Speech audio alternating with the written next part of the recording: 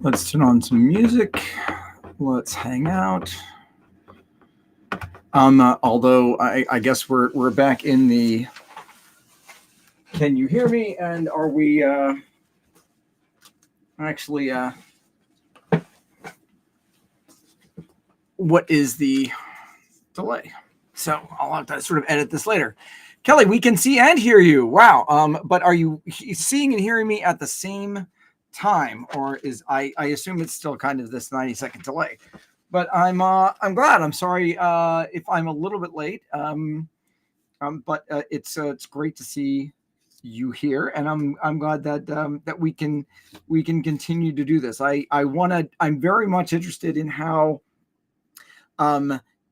you find things like the podcast and the other materials that I hope are helpful. It seems that a number of you have had issues finding a decent copy of the Constitution. For some reason, I just sort of assumed that everybody had something like a pocket Constitution.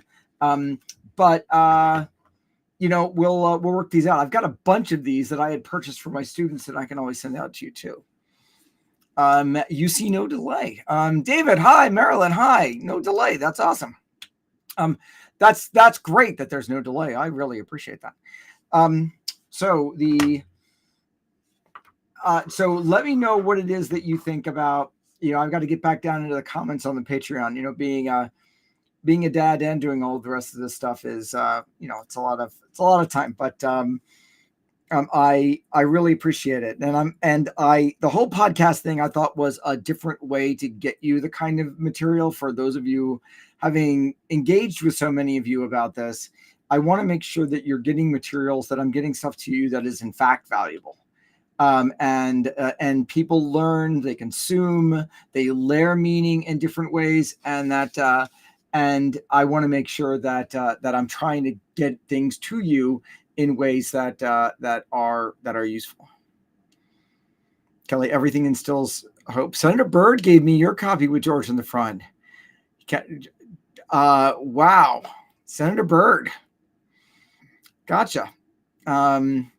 He kind of he carried right. Senator Byrd of West Virginia. That's Senator Byrd. He was in the Senate when I worked in the Senate. Interesting guy. David, do you think the podcasts are great? There are those of you who asked what that is. It is AI driven. It is part of I forget what it's called. I'll let you know what it is. But it is, you put in the data and it just automatically generates the podcast. And I was a little skeptical about it, but I was working on a project with a colleague, and he just sent me a podcast of basically this project we were working on based upon materials that I had written. And I thought that it was actually just a podcast. And because the voices are so good. But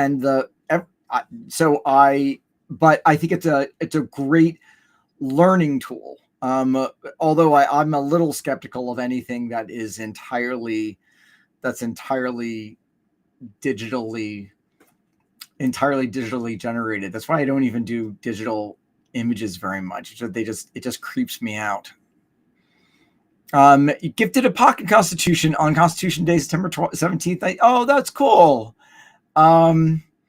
That is, I think that everybody should walk around with one, but I think that coming along with it means that kind of being able to read the Constitution critically, that I'm kind of like the way we're doing. It's very interesting how to hear the way people come to understand the Constitution, the way that they come to their appreciation of it. I mean, we have talked about this, about all of the different ways in which people come to understand the past, but particularly when it's something as important as the Constitution. And what is so interesting is that I have never, and please let me know, all of you, what it is that you think, but that we are, that I have never been in a period in my life in which there's been so much discussion about the Constitution, so many references to the Constitution, whether it's due process or whether it's birthright citizenship. And why? It's because we have a government that is regardless of where you are on the political or authority spectrum, is calling these issues into question. That constitutional literacy is probably more important now than ever. And but I don't hear a more informed discussion. I don't go on Threads or Blue Sky and see more informed posts about the Constitution. What I do is I hear a lot of assumption, a lot of presumption, and people throwing out things about the Constitution, which is why I often, when I'm on Threads or Blue Sky, which I don't really go on very often, but when I do, it is you're just playing this game of, particularly because of the way the algorithm works, that you're playing this game of just seeing all of this content in front of you. And David, you see this all the time, I think, that people just getting it wrong. And you're like, what do we do about this other than have conversations like this, right? Yeah. Oh no, I think AI is useful. I think it's useful as any kind of tool. You just got to be very careful about it. Particularly because of the way it will lie confidently. That's kind of the issue. But I think that, and there are 13 people here. That's great. Yeah, there is such misinformation out there, Lori. Hi. And there are, what I don't understand are the number of people who are willing to wallow in the misinformation. And this isn't a right thing. It's not a left thing. It's not a center thing. It's just a anti-being wrong thing. And when you try to educate people, when you try to correct the misinformation, before it turns into disinformation, right? Because there are plenty of people out there willing to purposefully engage in purveying inaccurate information in projects of disinformation, that they are very defensive about it. So if you want to go ahead and point out that, that's actually not what the Three-Fifths Compromise is about. That's not what, and I'm not talking about people like the Lieutenant Governor of Kentucky or the school superintendent of Oklahoma, who they get it wrong on purpose. But the people who would otherwise be of good faith and good heart and good mind, we've talked about this, that I don't understand that okay, we want to get this right. We want to make sure that we understand the Constitution properly, so that you can debate from a position of knowledge, so you can act from a position of knowledge, that you can do that. We want to do that, right? No one reads it, but it's not that one. See, David, this is one of the points that I wanted us to do is that it's 6 pages. It's just 6 pages. The original Constitution that I posted, that is 6 pages long. The executive takes up more than half of it. So Article 1 takes up more than half of it. Article 2 on the legislative takes up a lot less. The judiciary is almost nothing. And then you have the final couple of sections that they're not terribly important. So the substantive parts of the Constitution that we really talk about, partly because that part of the Constitution is 6 pages, the core part of the Constitution, and most of that's Article 1, 2, and 3, right? The executive, legislative, and the judiciary. But then people make all these assumptions about the amendments. And the amendments obviously run to a number of pages, but those are tacked on to the actual Constitution. They're not part of the Constitution, and that was on purpose, right? This is part of, and we'll talk about this in a couple of weeks when we get to it, but when it came time to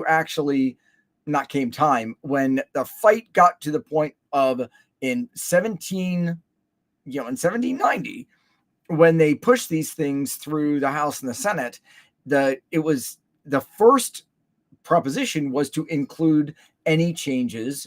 Madison's first proposal that he's pushed into is to incorporate the changes into the body of the Constitution. Well, except the House of Representatives, the first federal Congress that is predominantly filled with Federalists, with nationalists. They didn't want to change anything in the Constitution in the first place. And so they decided not to change anything in the Constitution. So there were a whole host of amendments that would have changed the language of the Constitution then and there. But they wanted to set a precedent of not changing the body of the Constitution. And that's what we're stuck with, right? We're stuck with the legacy of that precedent. That they didn't want not a word of the Constitution changed, which is why they're all tacked on to the end. They were supposed to be incorporated into the body of the Constitution. So that's a major change, but it would be you're right. It's not that long. I don't know why people don't read it. A weekly reading of the national documents like a Torah. Well, as long I mean, the thing is, I don't think the language is all of that. And you tell me, I don't think the language is inaccessible.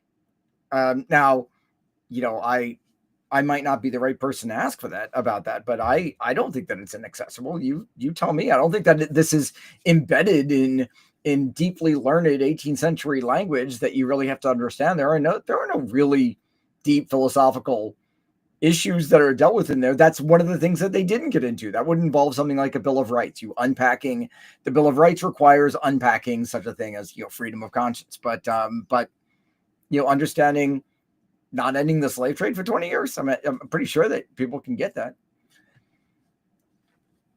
Oh, Nico. Oh, hey, Nico, by the way, welcome back. The fetishization of the Constitution as the UN binding document is depressingly common sight. And this is the point that I make consistently about the valorization of the founders, that every time, and even just using those kind of terms, like we've created this vocabulary around this era that we don't apply to any other period in American history.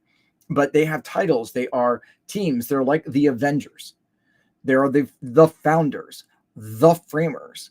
And while no one is willing to particularize or disaggregate those terms, like we should, everybody who's a patriot or everybody who's on the right side of things gets thrown into one of these terms. So what we call it, the founding. Like there should be, I don't know, harps going off in the background, and we refer to them as founders or framers in this heroic vocabulary, and that immediately distances us from this just being a framework of government, and it might have been better than, like we talked about last week, it might have been better than the Articles, but better if you're James Madison, not better if you're Patrick Henry or Mercy Otis Warren. It's a relative measure rather than in the moment, understanding that this is in fact just a tool, and it can be changed, and it should be changed. As Jefferson argued later, like you should not be expected to wear the same coat as a young man that you did as a child. That it doesn't make any sense to actually apply that same rule to your government. It is intensely tragic, Nico. Has anyone? No, Kelly. No one has rewritten the Constitution to include the amendments, incorporate them. No.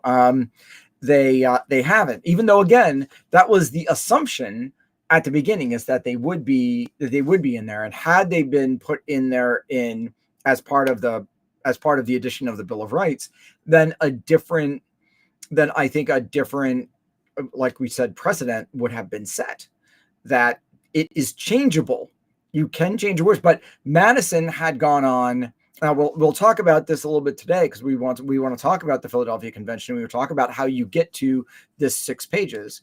But he argued, and all the nationalists did, but Madison and Hamilton and Morris and Jay, even though he's not at the Constitutional Convention, argued that their strategy coming out of the Constitutional Convention is to push quickly through state conventions, not through the Confederation Congress, not through state legislatures, but directly to state ratifying conventions, to push the document, those 6 pages that we read for today, straight to the states, an up or down vote, accept it all or accept nothing. And by the way, if you accept nothing, then the entire country is going to fall apart.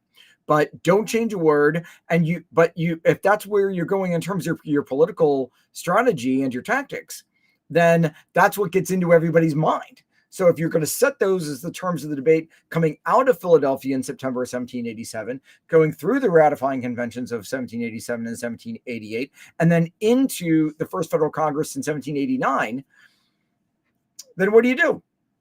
Then you're stuck with the terms of that debate, which is the terms of the history that it became. The nationalists set the terms of the debate. That turns into the Federalist interpretation, and then that creates the mythology, and then we're stuck with the damn mythology because no one is willing to question it. And if you're not willing to question it, then you can't change it. And that is, to me, intensely stupid, and well, more to the point, counterproductive. And then there's the Convention of States to contempt. No, I mean, it's in there. This is Article 5, right? The Article 5. But David, if you want to say more about that, about what you mean by that, but there are two processes for amending the Constitution, right? That there is the Convention of States, and this is what this is one of the things that the reason why Madison, we're jumping ahead, but I think that you guys don't mind. That one of the reason why Madison wanted to control the amendment process in the first federal Congress was because Patrick Henry and the opposition in the states were pushing for the other Article 5 process, which is a Convention of States. You can amend the Constitution in two different ways: through Congress, then being sent to the states, or a number of states can call a convention. That has never happened. That has always been threatened. I mean, it's been threatened since the Hartford Convention and in the early 1800s. But it's always kind of been threatened. People are always working on changing the Constitution, calling convention states. So it's not really a modern thing. That you can go to almost any point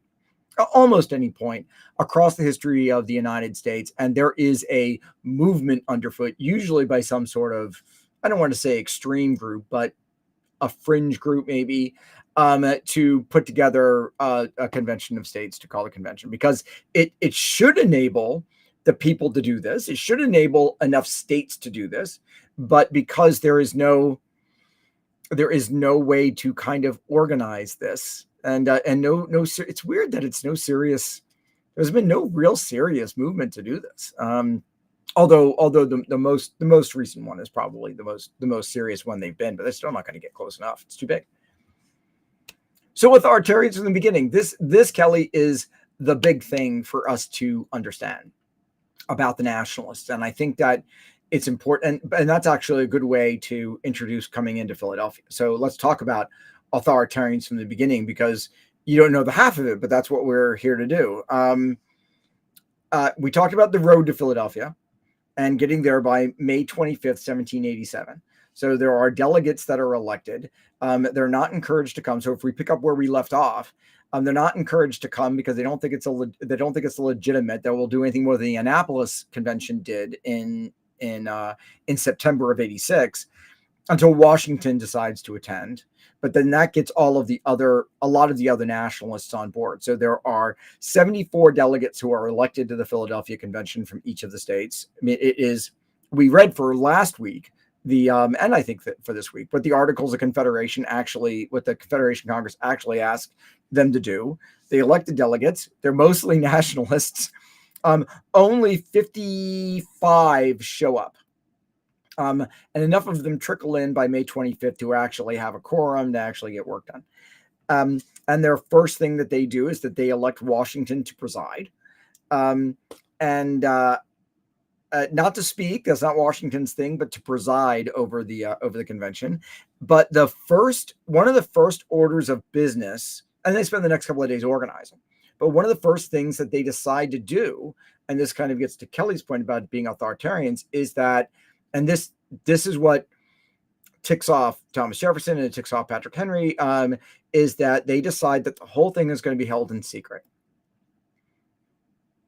Which, for people who have spent years talking about they want to be a republic, and then this is going to be in the name of the people, then their first decision is to go ahead and make sure that nothing leaks out, that they make a pledge to one another as a term of the convention, that none of this will be made public. They can't talk about it to anybody else.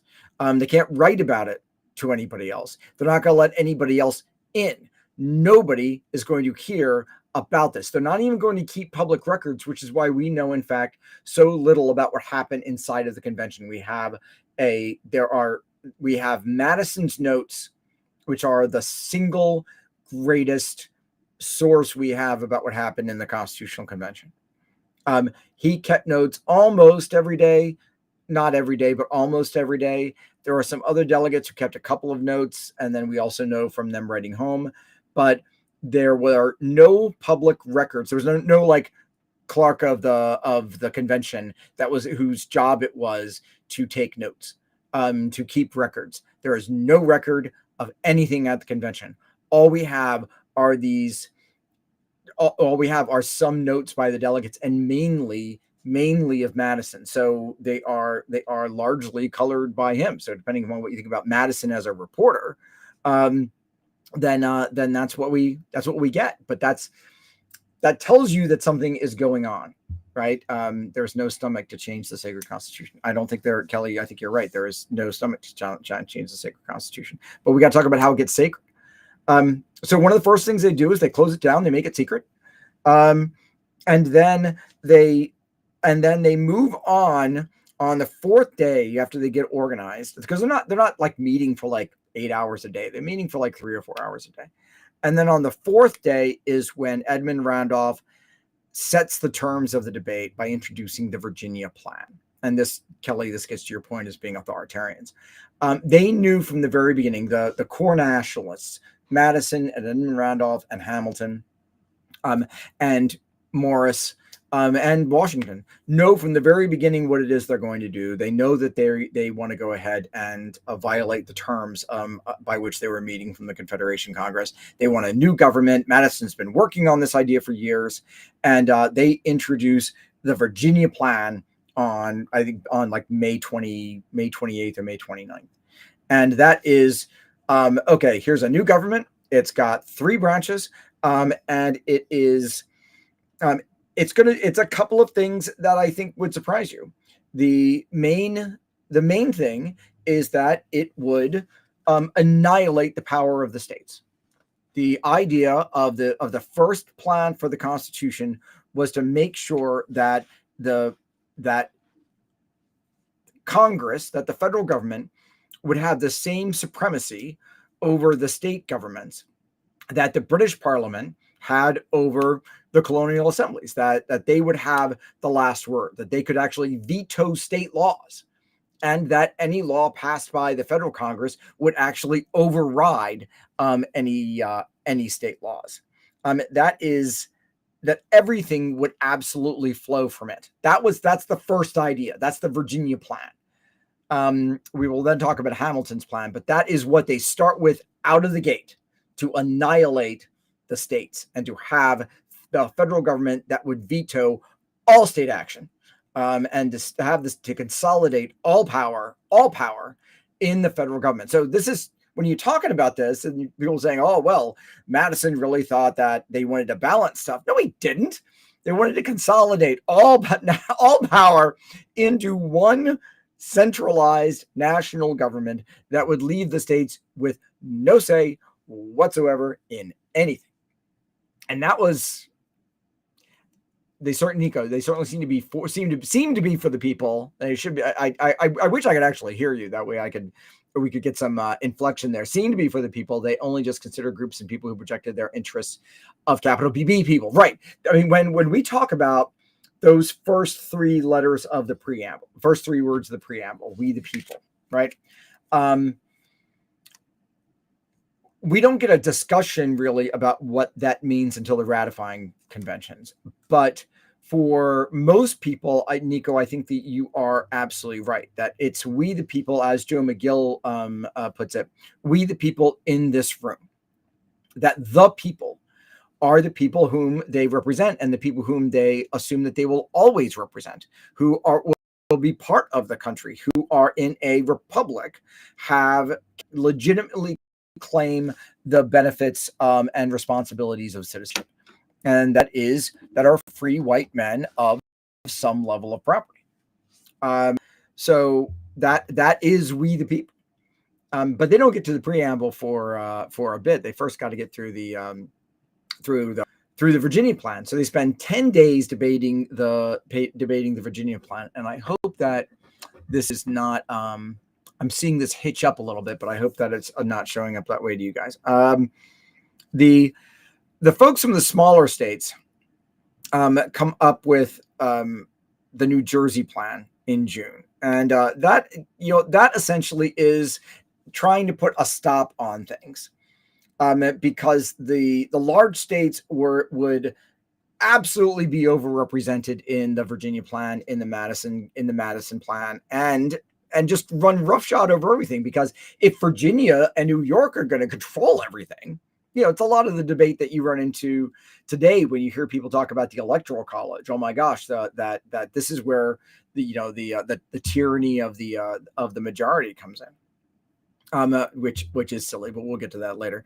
But the folks from the smaller states come up with a New Jersey plan, which is just to present the idea, and this is the last stopgap against the nationalists. There's a small group from the smaller states that say, no, let's just stop and do what it is that the Confederation Congress asked us to do. So the New Jersey plan isn't really an alternative. The New Jersey plan is to say, let's actually not deal with your extreme alternative.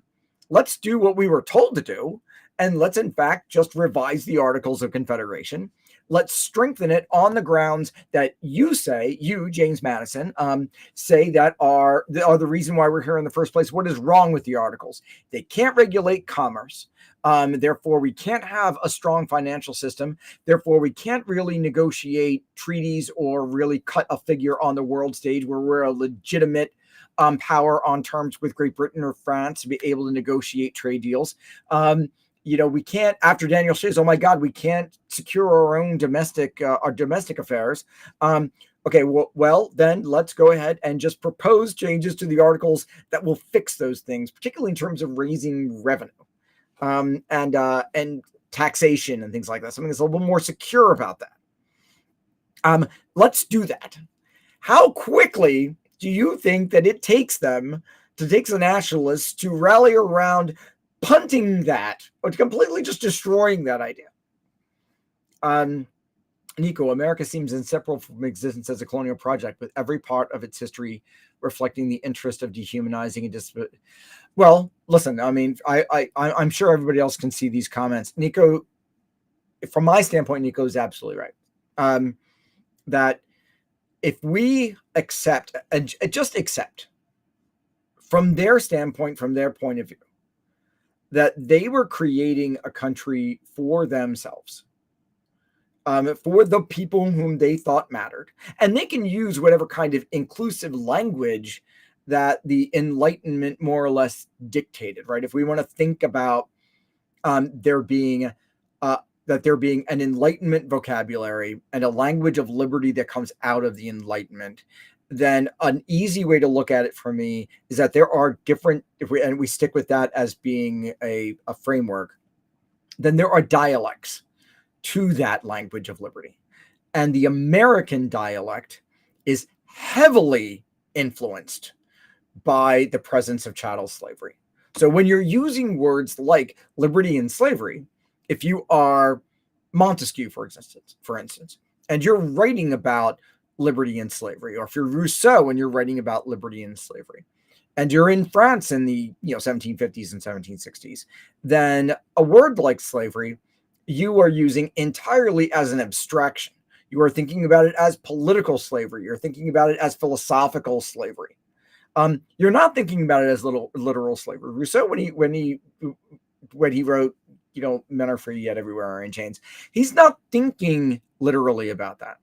But in America, and I'm using that term broadly conceived from Nova Scotia to the Bahamas, America must deal with those words in their literal sense, in their physical sense, not as abstractions.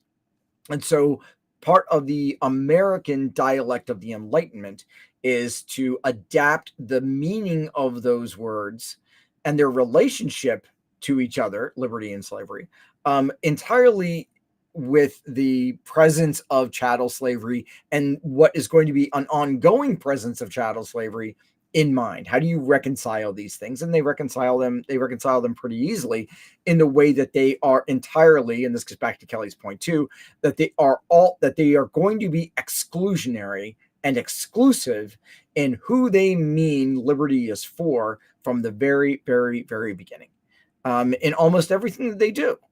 And if you understand that, everybody's as just a part of this very exclusive club, then things are a lot easier, rather than assuming that they thought that any of them had the vision that of any day that any of this would actually apply to anybody beyond their own demographic.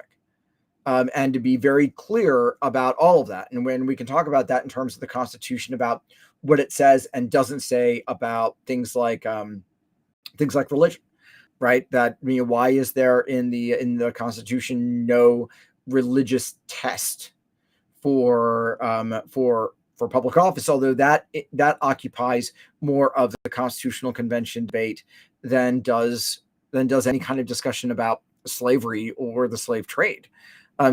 Because all of them are more or less on the same side of believing that political authority is only safely in the hands of Protestant Christians.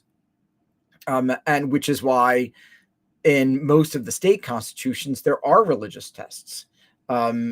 So anyway, so after you get back, exclusion is fundamental to the U.S. Enlightenment project.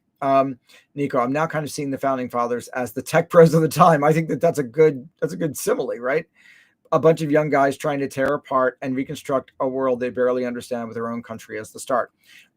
Yeah, I think that let's think about them from the tech pro standpoint, right? As people, right? This matters.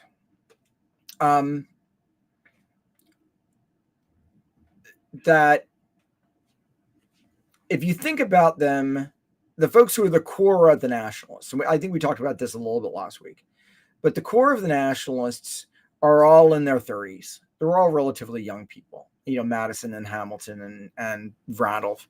But they come to political maturity under the umbrella of these broader continental institutions, whether that is the Continental Congress or the Continental Army.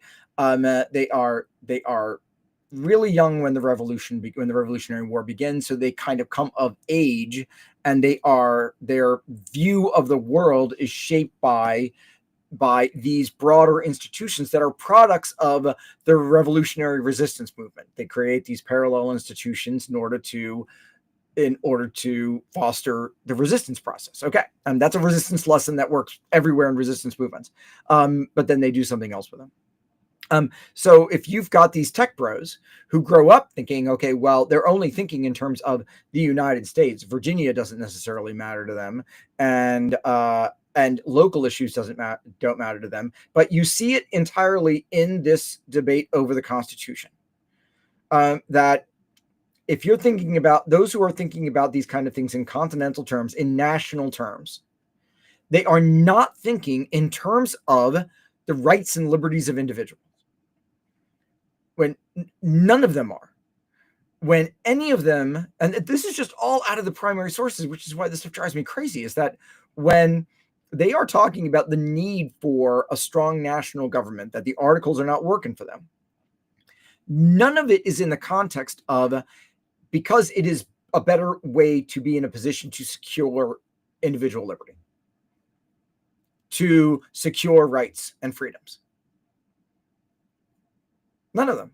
I mean, think about that. Yeah, Brooke, right. Active denial. But think about that. None of them, when they say that we need a new, strong national government, it is not. There is some language in there about securing the blessings of liberty. Don't get too wrapped around the axle about the preamble. They are not specific about any of this stuff. So their arguments are always about commerce, trade, internal disputes between states, domestic insurrection. That's why. They never talk about it in terms of it will be a better way to secure individual rights and liberties, which is why the terms of the opposition are entirely in that context. They're like, well, wait a minute. You're not thinking about this. A strong central government is going to run roughshod over individual rights and liberties. There are no breaks in that process against the exercise and abuse of that power. if we fought a war in order to secure our own ability to protect those rights and liberties, all you're doing is destroying that. This is what Mercy Otis writes, Mercy Otis Warren writes, this is what Samuel Adams writes, this is what Patrick Henry writes. All of the opponents, this is the core of the what has come to be known as the anti-federalist argument, but the opposition argument is that, hold on, we actually fought a war about these rights. You are now you want to create a national government that wants to achieve your goals, but that's not why we fought for independence. We didn't fight for independence to create a new nation, other than that which might run through politically through these units that we call our states. And nationally, we might be related in confederation as Americans, but that's not why we're fighting for independence. We're fighting for independence to secure these liberties. And we think that the best way to secure these liberties is through our state institutions. And by a commitment to these ideas, and our protections are built into these state constitutions, which is why most of them have bills of rights and declarations of rights that are at the front of them, not sort of appended to the back, sort of in a couple of different paragraphs. At the very front, this is who we are. This is what we're here to do. None of them do. So that's why the opposition is so wigged out by what Madison wants to do. And why all of these other nationalists who are young and they grow up during the revolution, but they grew up thinking about this entirely in terms of national goals and a global text, when most people who are involved in this discussion are thinking about individual rights and liberties and their relationship with one another and their relationship to their government.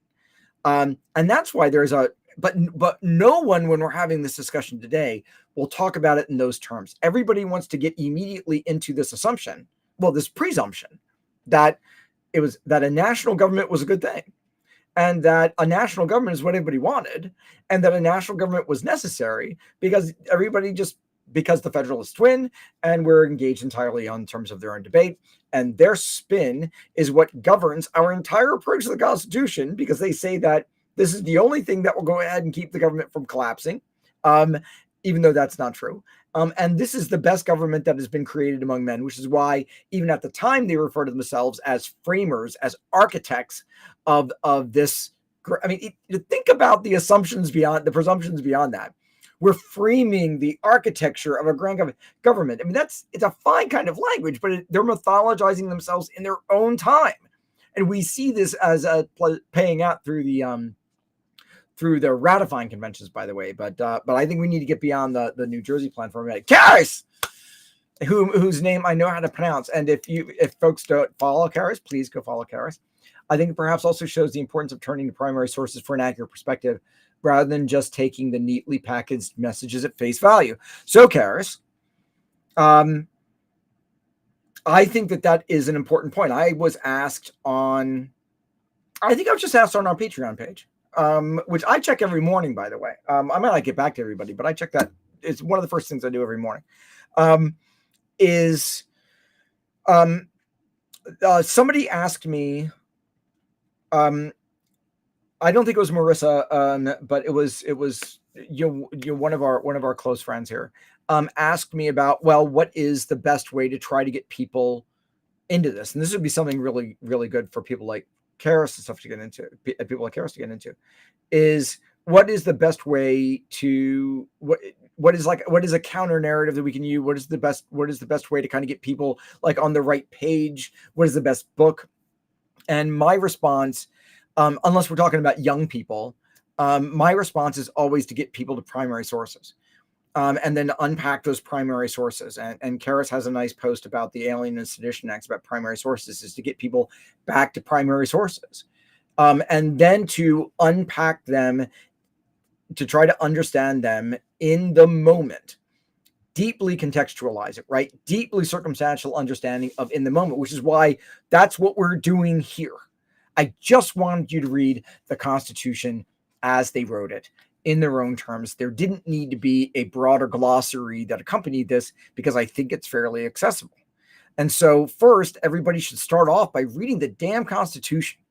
And then what questions do you have about what that actually means? Because once we get out of this, and all we're really doing in these discussions is talking about context, and then answering your questions and considering them. And if we did that, then I think people would be better off. So Karis's point, it's all about primary sources, but we've got to make sure, as part of the broader challenge, that we are making sure that, in terms of interpretation, that we have a broad enough range of other sources that provide context.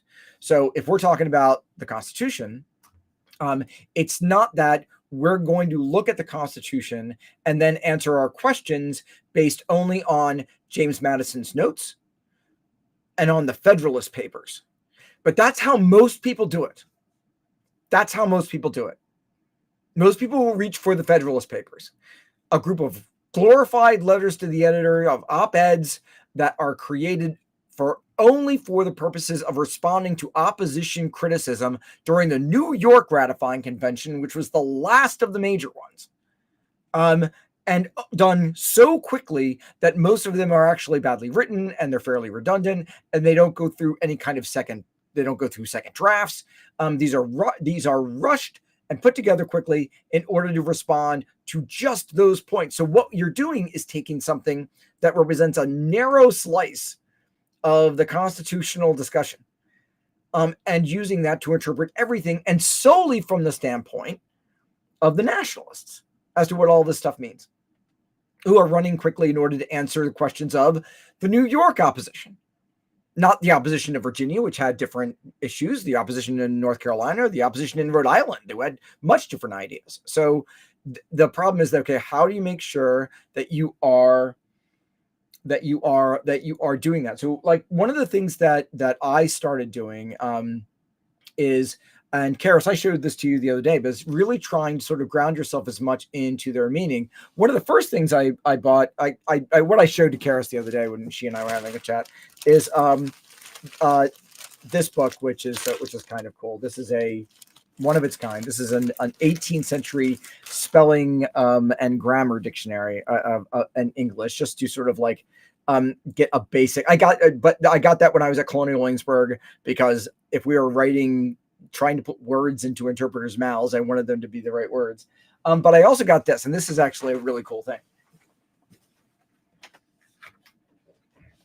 We really should be talking about the Constitution, but I'm going to grab this quickly. This, and let's see if I can sort of show you. This is the original Encyclopedia Britannica. So it came in 3 bound volumes, and it was first started being printed in the mid 1770s. This is my one-stop shopping, well, at least where I start, my one-start shopping, let us say, for trying, if I have got a question about what something means in 18th century terms, I go to that. Because it is the first encyclopedia. That's the very first Encyclopedia Britannica. And I used to use that all of the time to be able to reach for it. Yeah, David, folks, reach for the Federalist Papers. History doesn't care about the winners, just the owners of the bookmakers, especially with this war. That makes a lot of sense. Marilyn. Oh, hi, Marilyn, by the way. And Suzanne, hi. How often or how much later? Did they ever debate about individual liberties? Marilyn, they did. But they did for a little bit during the Constitutional Convention, a little bit. So if we're talking about the Constitutional Convention, started at the end of May and ends in the middle of September. And then they take 10 days off in between. Almost everything that's meaningful is done before that 10-day recess at the end of July and the beginning of August. So we're talking about the end of May through about after they get through Hamilton's foolishness, from the end of May through July 12th is when they kind of settled the 3/5 compromise. We're not talking about a long time. We're not talking about a long, drawn out, in-depth discussion of these issues. What happens at the Philadelphia Convention is that they show up. They know that the nationalists have most of the delegates, so they're able to go ahead and shut down, make it all secret. They pushed through the Virginia Plan in order to establish the terms of getting rid of the Articles of Confederation and starting a new government. And that new government is going to be purely national. And it's going to consolidate federal power, and it's going to run roughshod over the states. And it's going to have 3 branches. James Madison said so, and they all had already agreed on it. They debate it for 10 days. The New Jersey folks come up and say, hey, no, we get left out of that a little bit, the small states. What we want to do is go ahead and just revise the Articles of Confederation. They debate that for 3 days, vote that down, and that vote on June 16th is the only vote that matters. That's the vote that says we are not going to go ahead and do what the Confederation Congress tells us. We're going to go ahead and start a new government. So let's get back to the Virginia Plan. And then they do. And then what happens? Alexander Hamilton steps up. We haven't even talked about individual liberties yet. They do later. But then you get to Alexander Hamilton's plan. This doesn't make it into a song or even a scene in the entire musical. The Hamilton Plan for Government. He steps up on June 18th. And tell me if any of you have heard about Alexander Hamilton's plan. Yeah, Karis, they really are. And it's great just to have them right there. But Alexander Hamilton's plan is this. The Virginia Plan is great. I love it. Annihilating state power, I'm there. However, there is no government, and this is Hamilton's own words. There is no government better in the history of mankind than that of Great Britain. Than that we just left.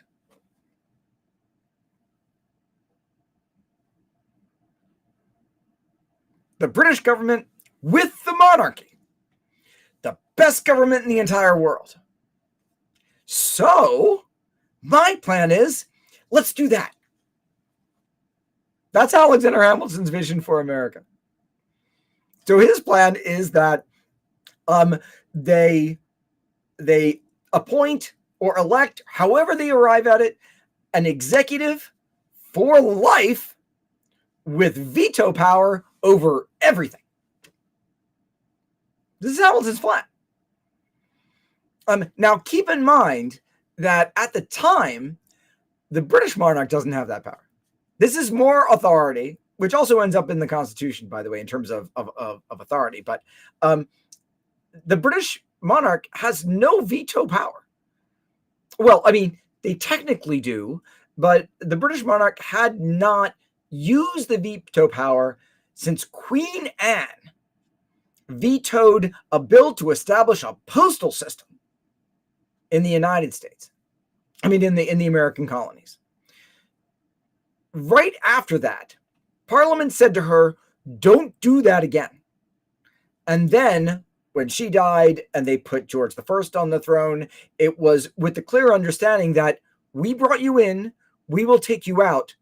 You've got veto power, but don't you dare ever use it. Because we'll take it back. We'll find somebody who won't.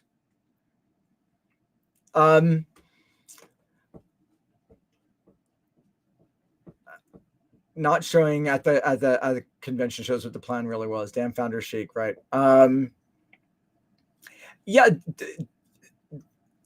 from the History Channel. That's right. But it is crazy that it was not put to a catchy tune. Could you just put that to hip hop about how I love kings, I want kings? I mean, that's dumb. But it doesn't fit the narrative of Man of the People because this is Miranda's cosplay, right? It is, but you see though, particularly when in public history, right, where people are coming from with their understanding of this stuff, they're like, oh, well, Hamilton, you see all these people at protests saying America was not a land for kings. Alexander Hamilton will be turning over in his grave. Really?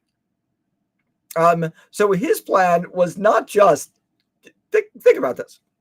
It was not just the president is appointed for life and he's got veto power over everything, but the Senate is appointed for good behavior, which means that unless you are engaged in some massive level of corruption and you are recalled, then the Senate is appointed for life too.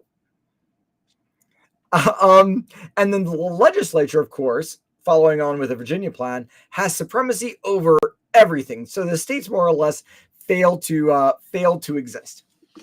And then he, with Hugh Williamson, who was a delegate from North Carolina, joined with a couple of other people, and they're like, it's inevitable that America will have a king. Do you see much of that discussion now? No, because there are bigger political issues that are involved right now. But where do we go? And I really want to hear from, there are 18 of you here, that I really want to hear from you about when the history does not align with the politics of the moment, or with your politics of the moment. What do you do about the history? I mean, if they're saying, okay, well, the founders we created a whole government to get away from a king, but yet you have Alexander Hamilton standing up going, but wait, I've got an idea. Or even in the Virginia plan, you've got Madison saying, the Virginia plan being, wait, I've got an idea. What do you do when these two things, when your modern political goals are not actually served by the reality of the past? What you want to do is make sure that the mythology, though, does. So I'm going to pull on the No Kings. We fought a war over this. Hamilton fought that war too, but it wasn't to separate anybody from a kingship. Kelly, within our context, Stephen, at the time was the British Parliament system. Oh yeah. It was really modern by then. By 1720, the British parliamentary system was more or less the way you see it today, in terms of being run by a prime minister, which is why we can really point this to when Robert Walpole becomes prime minister. He's generally considered the first prime minister, but a cabinet level government in which the monarch is really mostly symbolic. That all power is within the hands of the parliament, but everything is, the day-to-day stuff is all in the hands of ministries. There is a Secretary of State. It's divided into different regions: Secretary of State North, Secretary of State, Chancellor of the Exchequer. It is strikingly recognizable in a modern sense. So there's not a lot of difference. Most of the differences in parliamentary reform have been over basically who gets to vote and how constituencies are determined. So for example, in the middle of the 18th century, and this is a debate that impacts what's going on in the colonies, and a debate over virtual versus direct representation, that there are a lot of places in Britain that were not represented in Parliament because they were just too small when Parliament began. And we're talking about places that were huge by the middle of the 18th century. I mean, Manchester, Birmingham, not represented in Parliament in the 18th century. They're not represented in Parliament until after the Revolution, until the first really major parliamentary reforms actually change constituencies to make sure that every area is represented. They are virtually represented, and this gets back to one of Nico's points, that they're represented because their interests are represented in Parliament, that there are people who own businesses that are running in Manchester and in Birmingham. So even if Birmingham isn't represented directly by somebody from there, you don't have a member from Birmingham, you have a member who represents the cotton industry. And that is, and the interests of the cotton industry, and therefore that is more important. And that is the debate that is used so often in the 1760s and 1770s about the colonies, is that you don't need to be, in terms of taxation without representation, is that the American colonies are absolutely represented in Parliament, that in fact there are Americans who are sitting in Parliament, and that all the interests that involve the colonies are sitting in Parliament: the tobacco interest, slave trade, the indigo interest, rice interest, fisheries interest. They are all represented in Parliament. Nothing's really going to happen in Parliament that negatively impacts the colonies writ large. And you can certainly have your voice heard in Parliament, all of which is kind of true. But that ends up being the terms of the debate. That comes back during the ratifying conventions, though, because the biggest issue, and I swear we'll get back to the Constitutional Convention. We always do this. We did this last week too, didn't we? That when you get back is that when they got through the proposals, actually we can do this by getting back to it. After they bat down most of Hamilton's plan, and it takes them a couple of days to do that. Then they get into they get back to the Virginia plan, and then they start going through if they know, okay, this is in fact what the bottom line is going to be. So at the beginning, so we're going to actually have to go through representation because that's the biggest issue for us. If the revolution was in a sense about no taxation without representation, and if one of the big issues is that the Congress doesn't and the federal government doesn't have the power to raise revenue, it's going to need the power to raise revenue. What is the best way to raise that revenue? Is the power through direct taxation.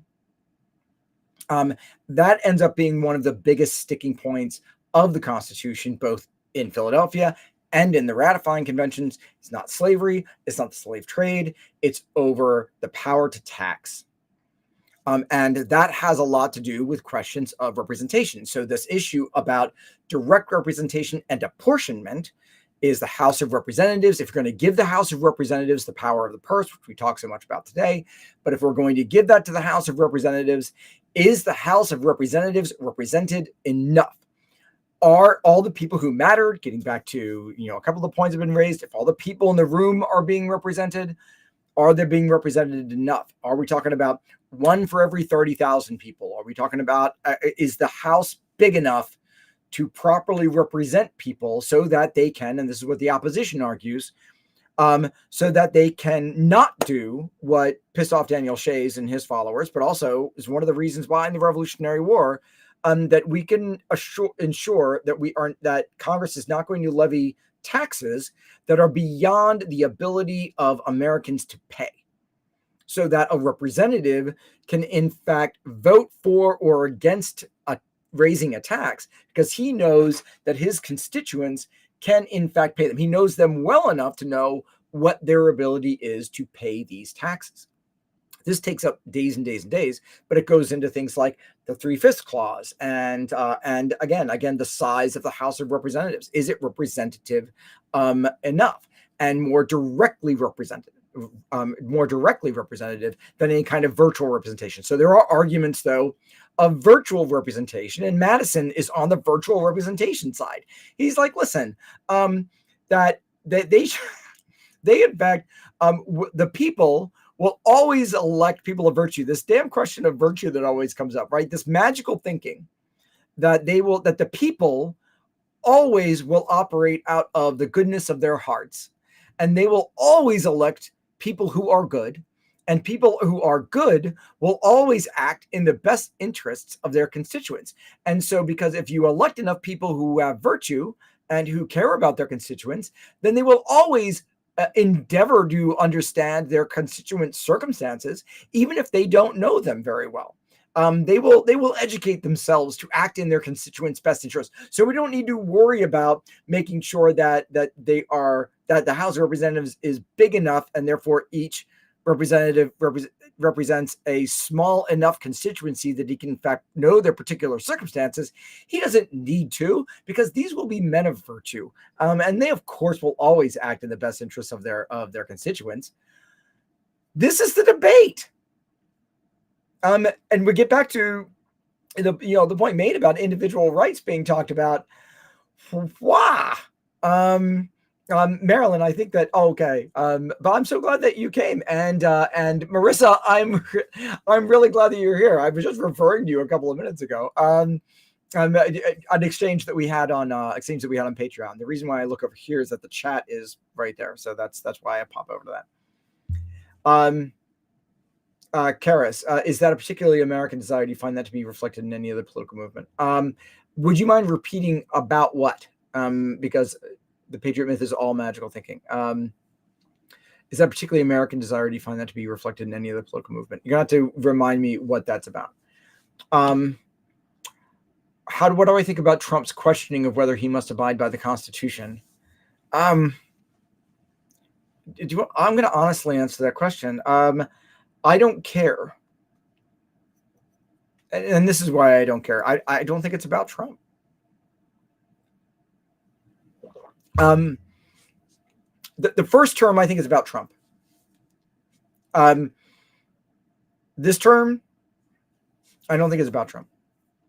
I think that this is why when I refer to it, and this is after a lot of conversations with colleagues, and as a part of my book and part of the other work that I do, that when I refer to them as the regime, and this is about everybody who is pulling all of the strings of authority in this administration.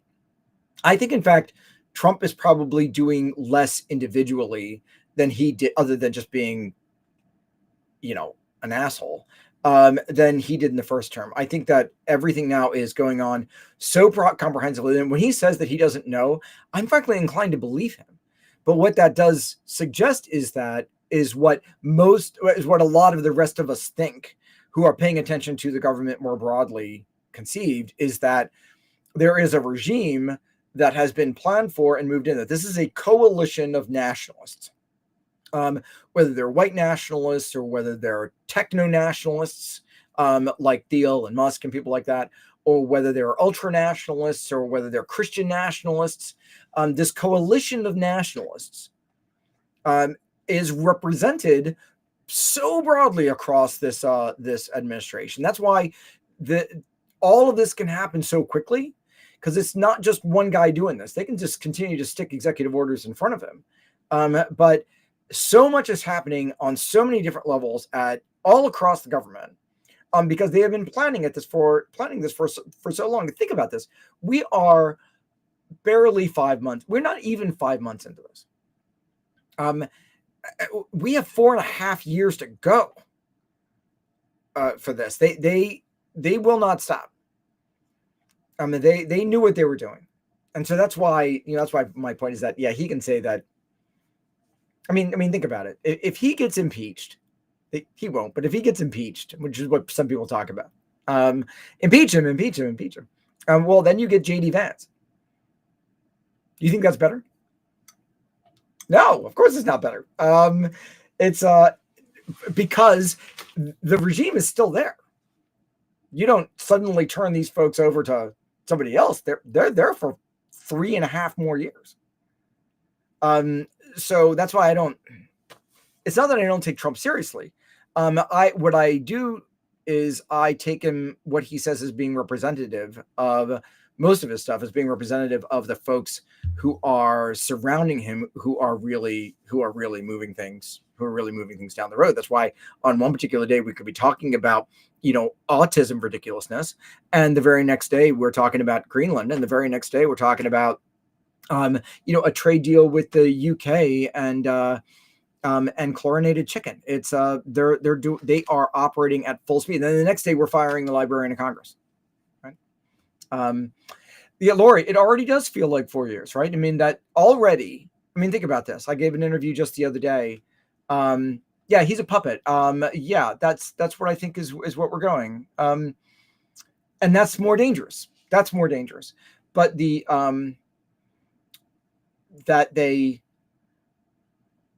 I think that the myths are constantly collapsing, whether they're forced to interact with reality. When the contradiction arises, either changes itself or erases or whatever antagonizes it. That makes a lot of sense to me. Yeah, Vance is the Heritage Foundation, and the American Enterprise Institute to a lesser extent, and a lot of these conservative groups that think these people are doing a fine job. So that's why when people are so focused on Trump, then I was in doing this work on resistance history, I've been very much trying to make sure that I'm thinking about trees versus forests, and to be able to step back and really see the forests, about what's going on with what you are resisting against, and thinking about that in historical terms too, obviously. But when we're talking about this kind of thing, is that if even if you jump over all the hurdles about what impeachment would require, is that it doesn't change the government. So we have to deal with we have to deal with the realities of that, and we have to deal with the implications of that. And so if it doesn't change the administration, if it doesn't change the regime, then we are in for another 3.5 years of this.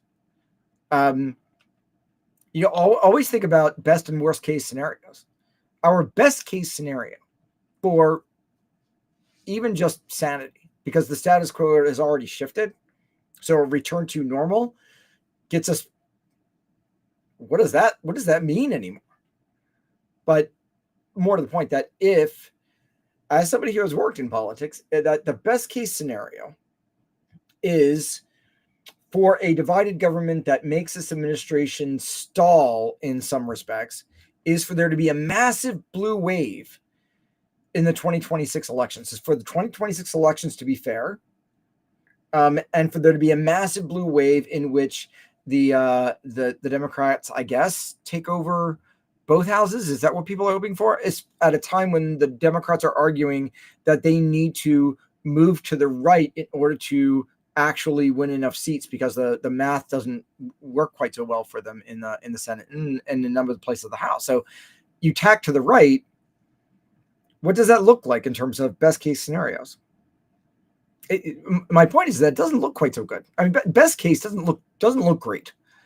And either way, no matter what, we've got 3.5 more years of this, even though it feels already like 4 years. Oh, this is my point. I mean, because Lori sort of mentioned this, it already feels like 4 years.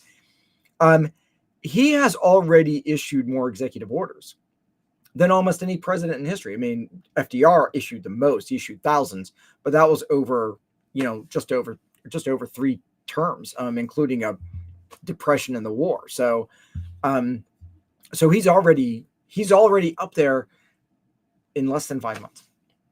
And a lot of them, in fact, have effect. They're not just performative, which is what a lot of people think they are. Would I ever do a public debate? I don't know.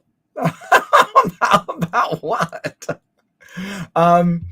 Okay, we've got to get back to this. This is what I promised all you folks. All right, so Hamilton's plan, which I think surprises people. So after Hamilton's plan, they need to get through this question of representation because it's so clearly tied to taxation. Suzanne, how do we get the non-billionaires and non-nationalists to see each other in the same tent? Wow.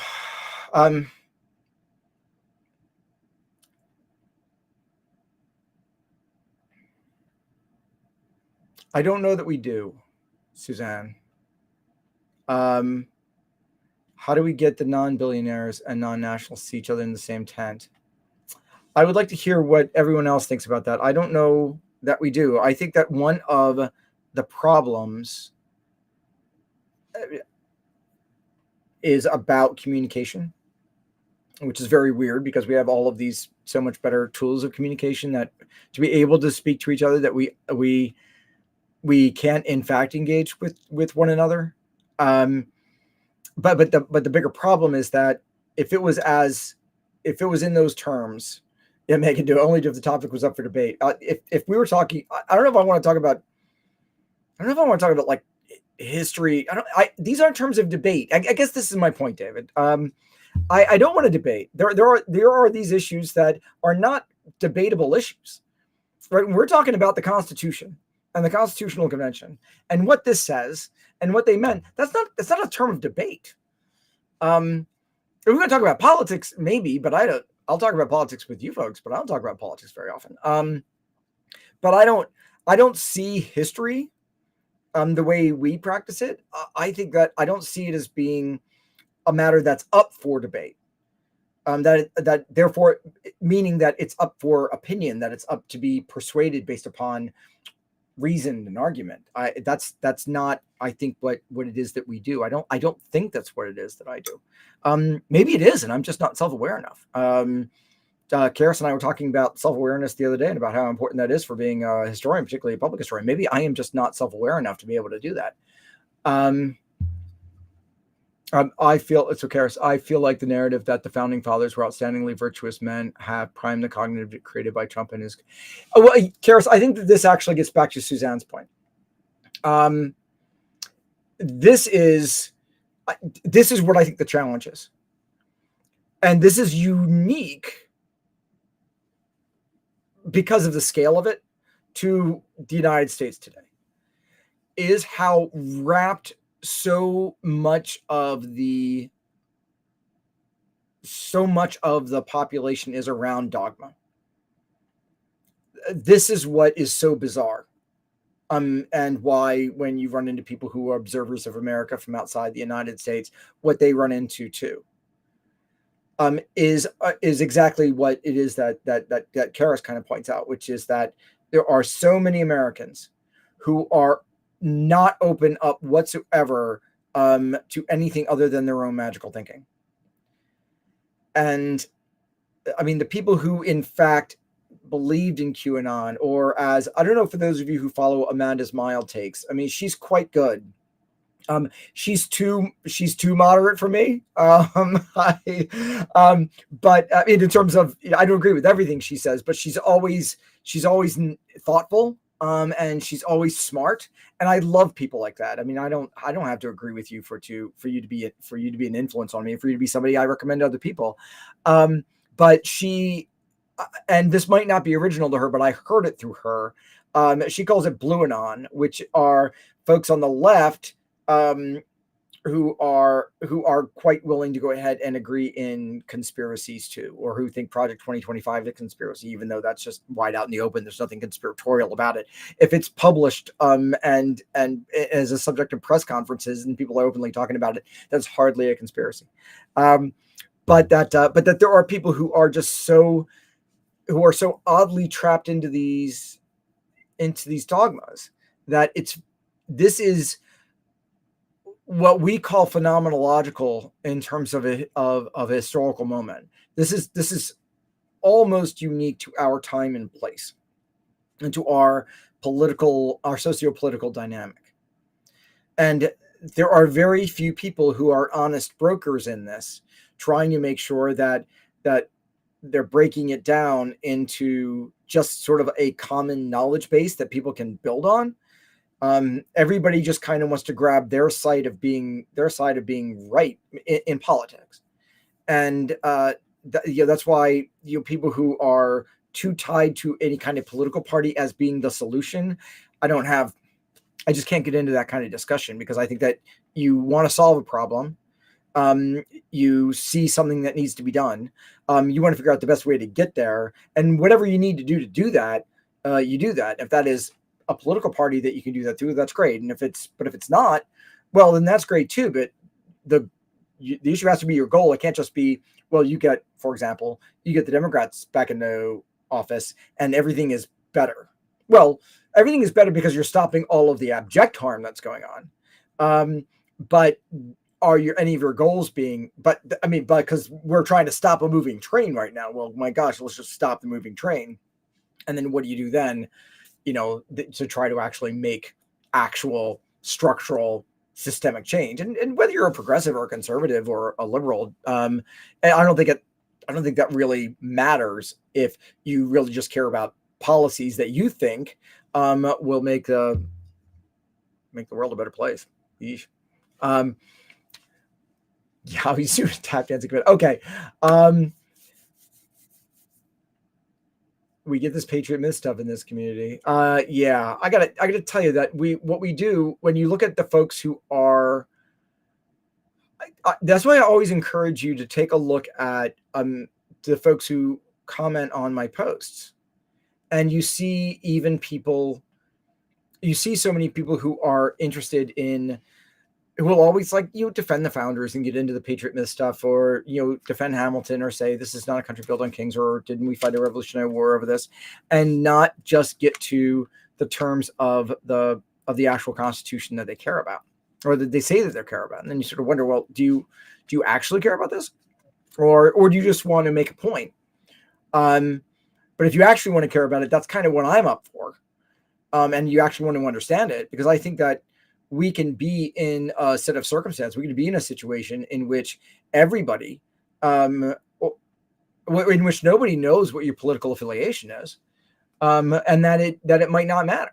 That it should, in whatever we do, might inform that, but it shouldn't be informed by it. I think that kind of bias is that kind of bias takes us off track.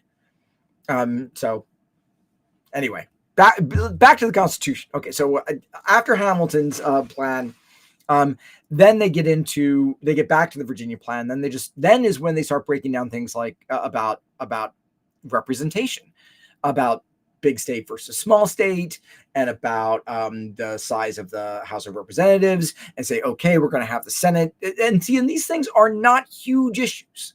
And so when you read the Constitution, and I'm interested in what kind of questions and observations that you have, and especially in terms of comparing it against the Articles, what really is different? That when people are talking about the Great Compromise, and these mythological plot points that everything is kind of, oh my gosh, the Constitutional Convention is going to collapse and therefore the country is at stake if they don't resolve this representation issue, if they don't resolve the 3/5 compromise, that's not what this is, right? This is tinkering with a governmental structure for their own purposes. Had the Constitutional Convention stopped in August of 1787, had the debate over the slave trade, ending the slave trade in 1808, actually did what it is that later historians have said that it would do, which is have people go home, what would have happened? Well, the very next day, there still would have been a United States. The next month, there still would have been a United States operating under the Articles of Confederation. And what Madison said and what others said was that when there was a danger of this later on, when there's a danger of this, that they would just have a second convention. They would just try again. So the worst thing that would have happened had the Constitutional Convention failed is that the United States under the Articles would have continued, given the fact that all of their claims to what would happen if it collapsed were all overblown, that the states would start declaring war on each other. They actually said this, that there would be civil war, catastrophe. That wasn't going to happen. And so then they would have tried again. Maybe in 1788, they would have had another convention and tried again. And then opponents, remember I said that there were 74 delegates, 19 of them didn't show up. John Adams wasn't there because he's minister to Britain. Jefferson isn't there because he's minister to France. Patrick Henry doesn't go because he knows that the game's already rigged by the nationalists. John Jay's not there because he wants to be in New York. They do it again, then maybe Jefferson shows up, John Adams shows up, Patrick Henry shows up, more people on the opposition show up, and so you in fact have a better working document that isn't put together and then has these amendments shoved onto the end. You might in fact have had a better document at the time. So when people talk about this as being such a great document, this is the only time in which one of the few times, to overstate this, one of the few times in which I encourage people to consider the counterfactual, to consider what might have happened had things turned out differently, because so many people invest this moment with such meaning, such almost metaphysical meaning, that what would have happened had this failed? There would be no United States. Well, there was a United States before it. There would have been the United States after it. It just wouldn't have been this United States. But had they tried again, it might still have looked a lot like it. Yeah.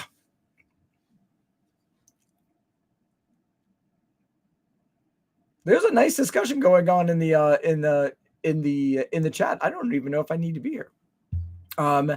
Yeah, what if the Constitution didn't pass? What if the Nationalists lost? I mean, they would have tried again, and there would have been a much more balanced convention, and they would have come out of it with a much more balanced document. And the big issues we know from when we get to the ratifying conventions, we know from the ratifying conventions what that would have looked like, what it is. There were very few people actually who were opposed to, by the time the ratifying conventions come around, there are very few people who are just unilaterally opposed to a new national government, right? To such a dramatic reform of the Articles as to increase national authority. And even under it wouldn't have looked exactly like the Constitution, but it wouldn't have looked a lot different than the Constitution. And in fact, there would have been more, there would have probably been a greater, and this is sort of where we are in terms of our discussion about the constitutional convention when they're talking about representation. There probably would have been a much larger House of Representatives. There probably would have been a much higher threshold on the what it would take for them to invoke direct taxation.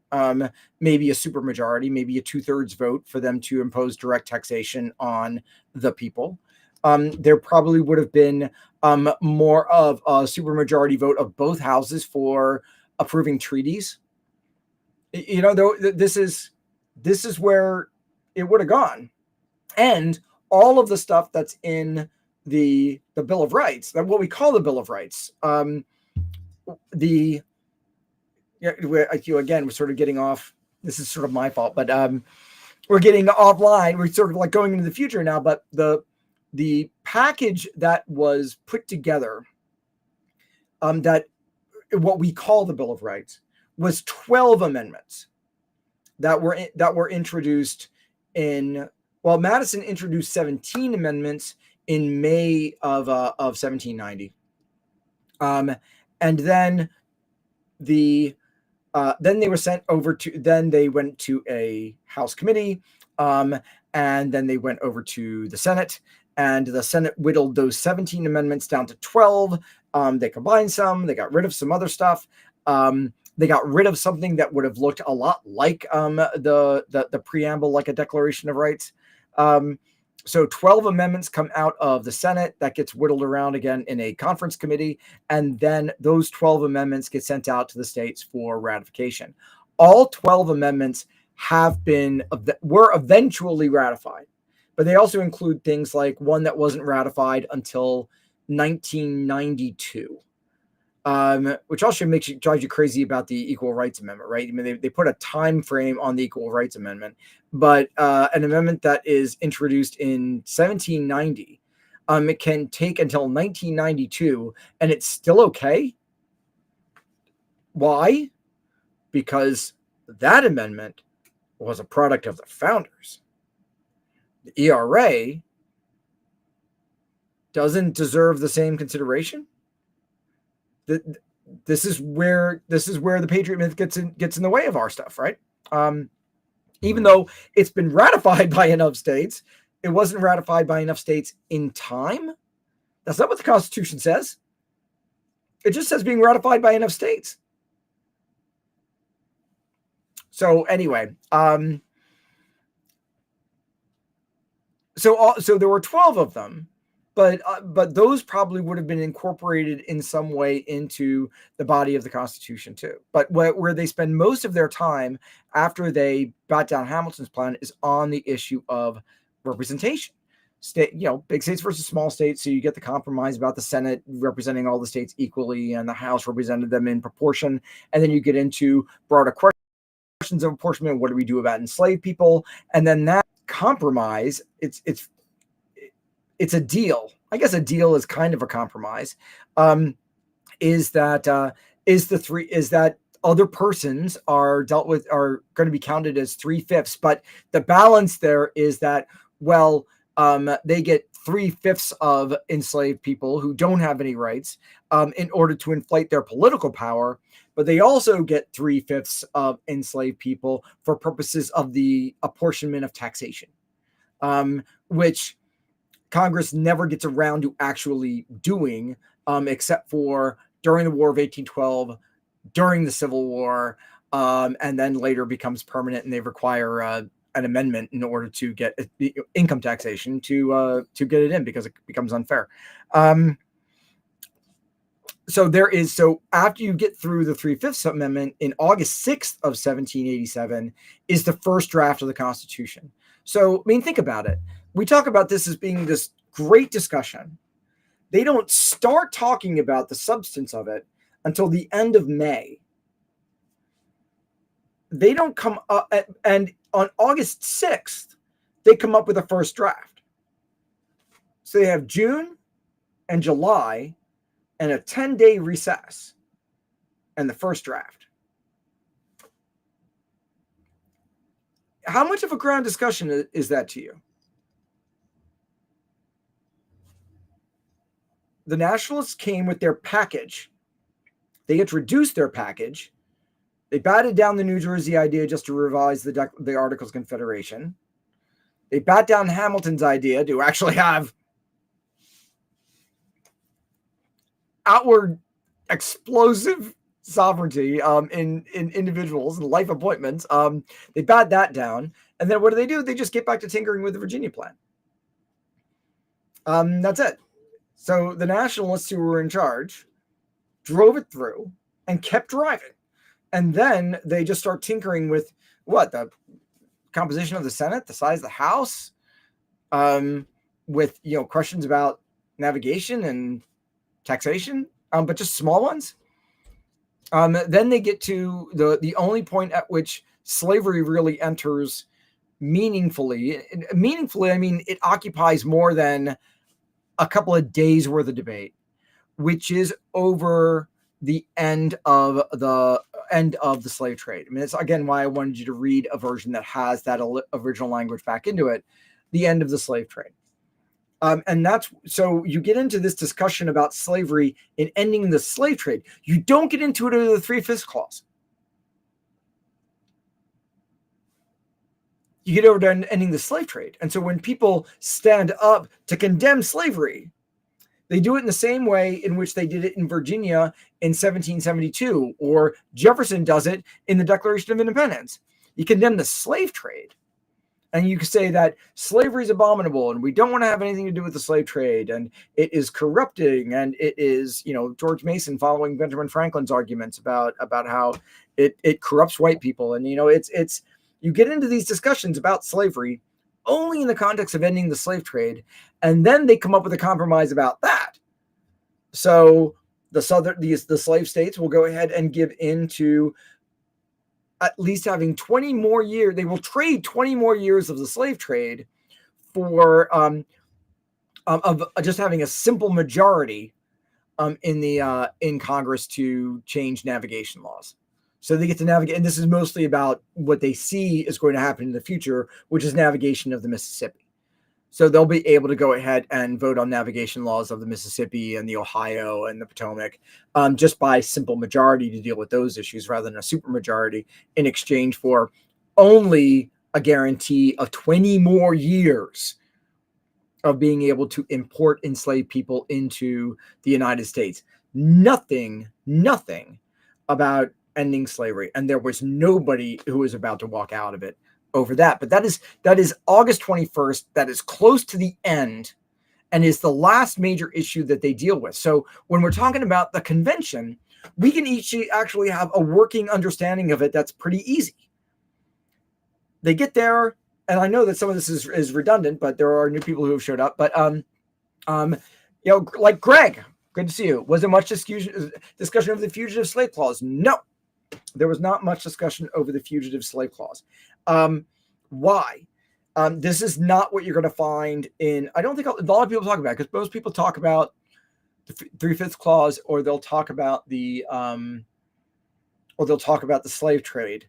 This is what we have evidence of is that there is a bit of a deal that's been made over the Northwest Ordinance. Because there are people who are in the Confederation Congress and the Constitutional Convention at the same time. The Confederation Congress is still working.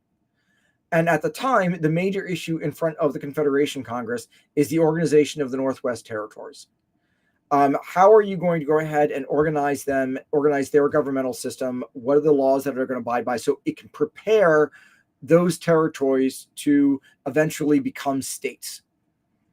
And the trade-off is a ban on slavery in the Northwest Territories for a fugitive slave clause being put into the Constitution. So, so if you are going to expand if you're going to not just expand the Union out to what's now everything from Ohio into Minnesota, and you're going to ban slavery there, what you cannot enable is that to be a refuge for human beings who are escaping bondage. So you have to put that into the Constitution in order to enable the folks who are in the Confederation Congress to vote for banning slavery there. You can only guarantee that ban goes into effect if enslaved people can't go there and not be grabbed and ripped back. That's why there's not much debate over the fugitive slave clause. It's a trade-off for banning slavery in the Northwest Territories. That I think is an interesting conversation. And then they have to put into effect a Fugitive Slave Act in the early 1800s, and then of course this Fugitive Slave Act of the 1850. Can I make a PS about comments are unavailable in the YT link, not the Patreon one? Comments available in the YT link, not the Patreon one. In Patreon, I didn't even know. Wait a second, what?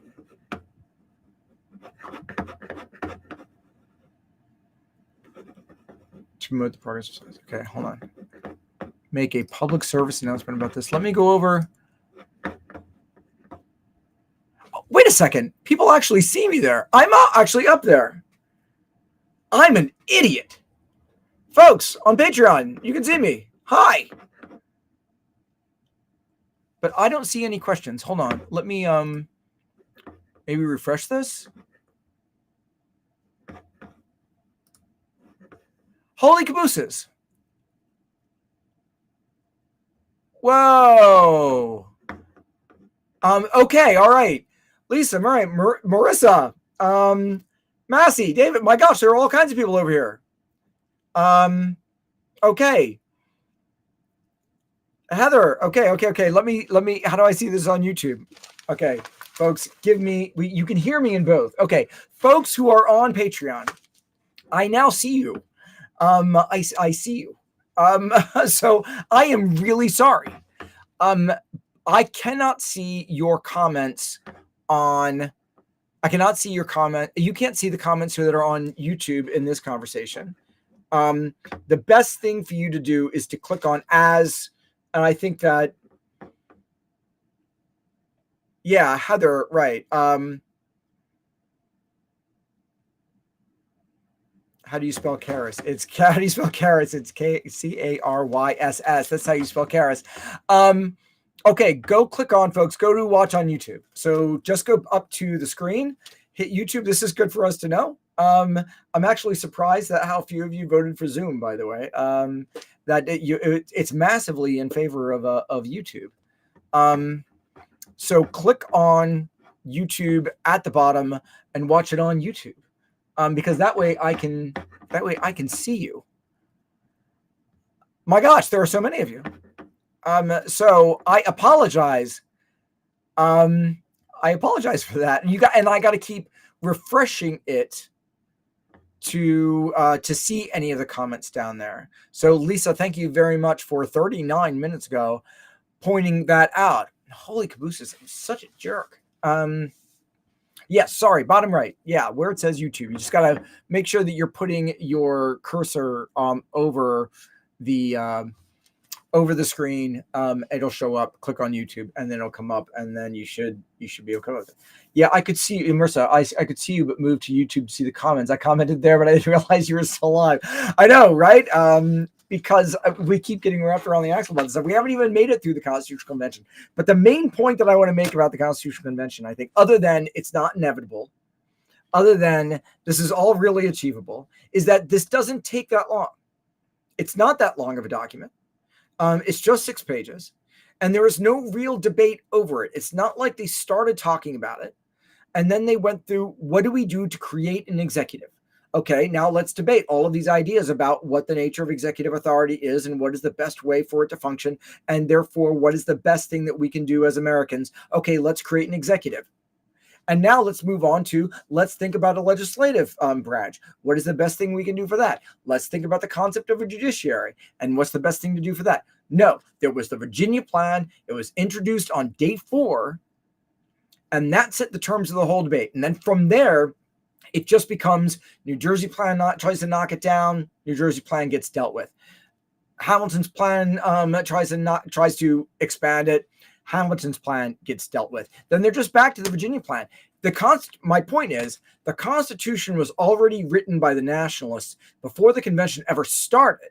And so the convention is entirely about tinkering with the damn Virginia plan. And that's all they really do. And it doesn't take that long. It's introduced on May 28th.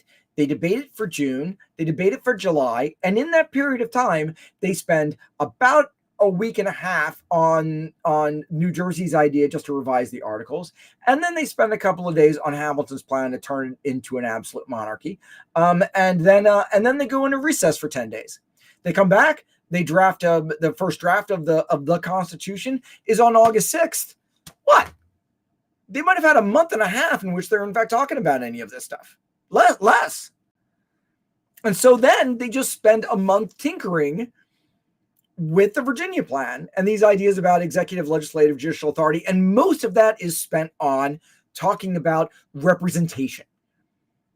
Nature of representation in the Senate, the nature of representation in the House. They spent a little bit of time talking about executive authority. They spent a lot of time talking about taxation. Then they talk about the 3/5 clause. And then they spent a couple of days talking about ending the slave trade in 1808 and come up with a plan to sort of get rid of that in terms of votes for simple majorities for navigation. And then they get rid of that. And by then, people feel like they are done. There's almost no conversation about the judiciary. So the bigger point is that we could do a topical discussion followed by Q&A. That actually, see, Brooke, if we would, it's going to be different for our Public History of the American Revolution course because the discussion sections are just that, right? Just discussion sections. Instead of like having me up here and yap. I don't think that anybody wants to be up here and yap. So, but that wraps up the Constitutional Convention anyway. By the end, there are only a couple of people who decide not to sign it. People who left early. Hamilton left early. After the Hamilton plan was done, Hamilton goes home. Hamilton's not even there for the last couple of weeks. Edmund Randolph and George Mason, Elbridge Gerry, they don't want to sign it because it doesn't include a Bill of Rights. And then what they come up with as a part of, and put into, they come up with as part of signing it is that they want to do an end run around the Confederation Congress, and then an end run around the state legislatures where they know they will lose in terms of getting this thing ratified in the states. And so they create this idea of just going directly to what they say is the people, but they think they can get it done very quickly. They can push it through, like they pushed it through the convention, by pushing it through each of the states, by having conventions in each of the states, and by encouraging all of them to be done very quickly. Have the states, make sure that the states call for conventions, have the Constitution considered, no debate over the Constitution, no changes to its terms, up or down. And again, like we said before, if you vote it down, the country's going to collapse. And then September, send it out. And the first convention meets in Pennsylvania and Delaware in December. This is not a long drawn out discussion about these issues involving these high Enlightenment ideals. The Virginia Plan is the foundation of this thing. It's already decided. It is the heart and soul of the 6 pages that come out of it in September. And again, substantively, they spend very little time talking about these issues. So we invest it with so much meaning as if it comes from the Mount when it really comes from the Queen's Head Tavern in Philadelphia. And 10 days that Madison and Hamilton and Randolph and a couple of others spend there putting the final touches on this thing before the convention meets and they introduce it. And that's what sets the terms of the debate through the whole damn thing.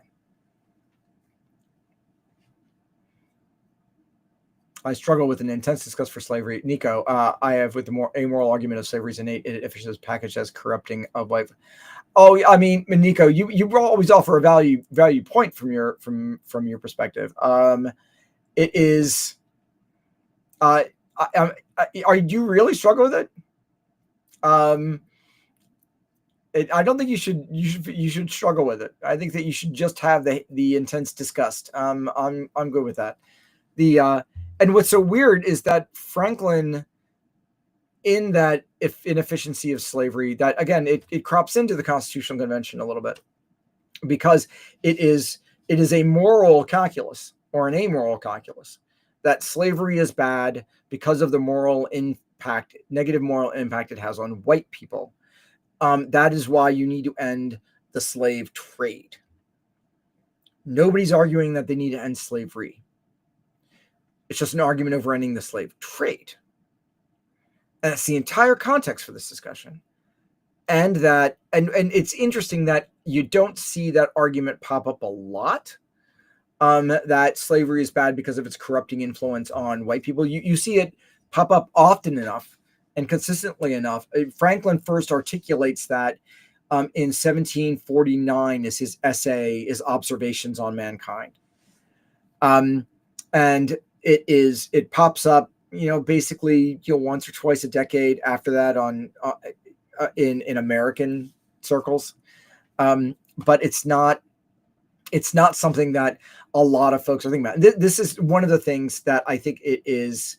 Hi, Ed. One of the things that I think is important, and then I really want to get to any kind of questions you might have about this based upon the terms we were talking about, is that in the context of the only part of the Constitutional Convention in which there was an actual something of a couple of days debate over slavery, again, which is about the slave trade clause. And what people want to see, what modern people want to see, is that they want to see reflected in these founders. They want to see this moral conflict. Or when people say, "Oh my gosh, they were deeply conflicted," that they were so complicated, that they really struggled with this. Well, you got to see some evidence of that. And what they will do is that they will bring up things that some of these guys said once or twice over the span of their life. So they will call George Mason anti-slavery because he said these things in the Constitutional Convention. They will call George Washington anti-slavery because of a couple of things he said in some letters. They will call Benjamin Franklin anti-slavery because of one or two things he did at the end of his life, rather than actually looking at what these folks did and said every day over relatively long lives, particularly in terms of the active application of slavery and the dehumanization of people, and how easily they dealt with that, and how it wasn't a part of, they never really struggled with it. They all accepted it, except for those people who in fact did struggle with it. We have enough evidence of people who actively struggled with it the way we might think people should struggle with it morally, and how morally complicit they admitted they were in ways that bothered them every single day, every time they encountered it. That if there's a moral struggle with these people, you would think that there would be a struggle that they would have every time they saw it, that they would do something to ameliorate the condition of enslaved people, to even make the people whom they do claim to own their lives a little bit better, even if they can't do anything broadly about it, systemically about it. And they don't make their clothes better. They don't make their meals better. They make their nutrition better. They don't make anything better for them. But then you do see the people who are the few people who deal with these internal struggles over it, and who are torn apart by it. People like Robert Mumford, who I've talked about a couple of times, who just becomes an alcoholic over it. I mean, and he writes about it all the time. And it is the kind of thing that you would think, is that he writes about it all the time, and he writes these tortured poems about it, and it just destroys himself over it. because he knows that he's going to hell, and he feels that every day because he says it almost all the time.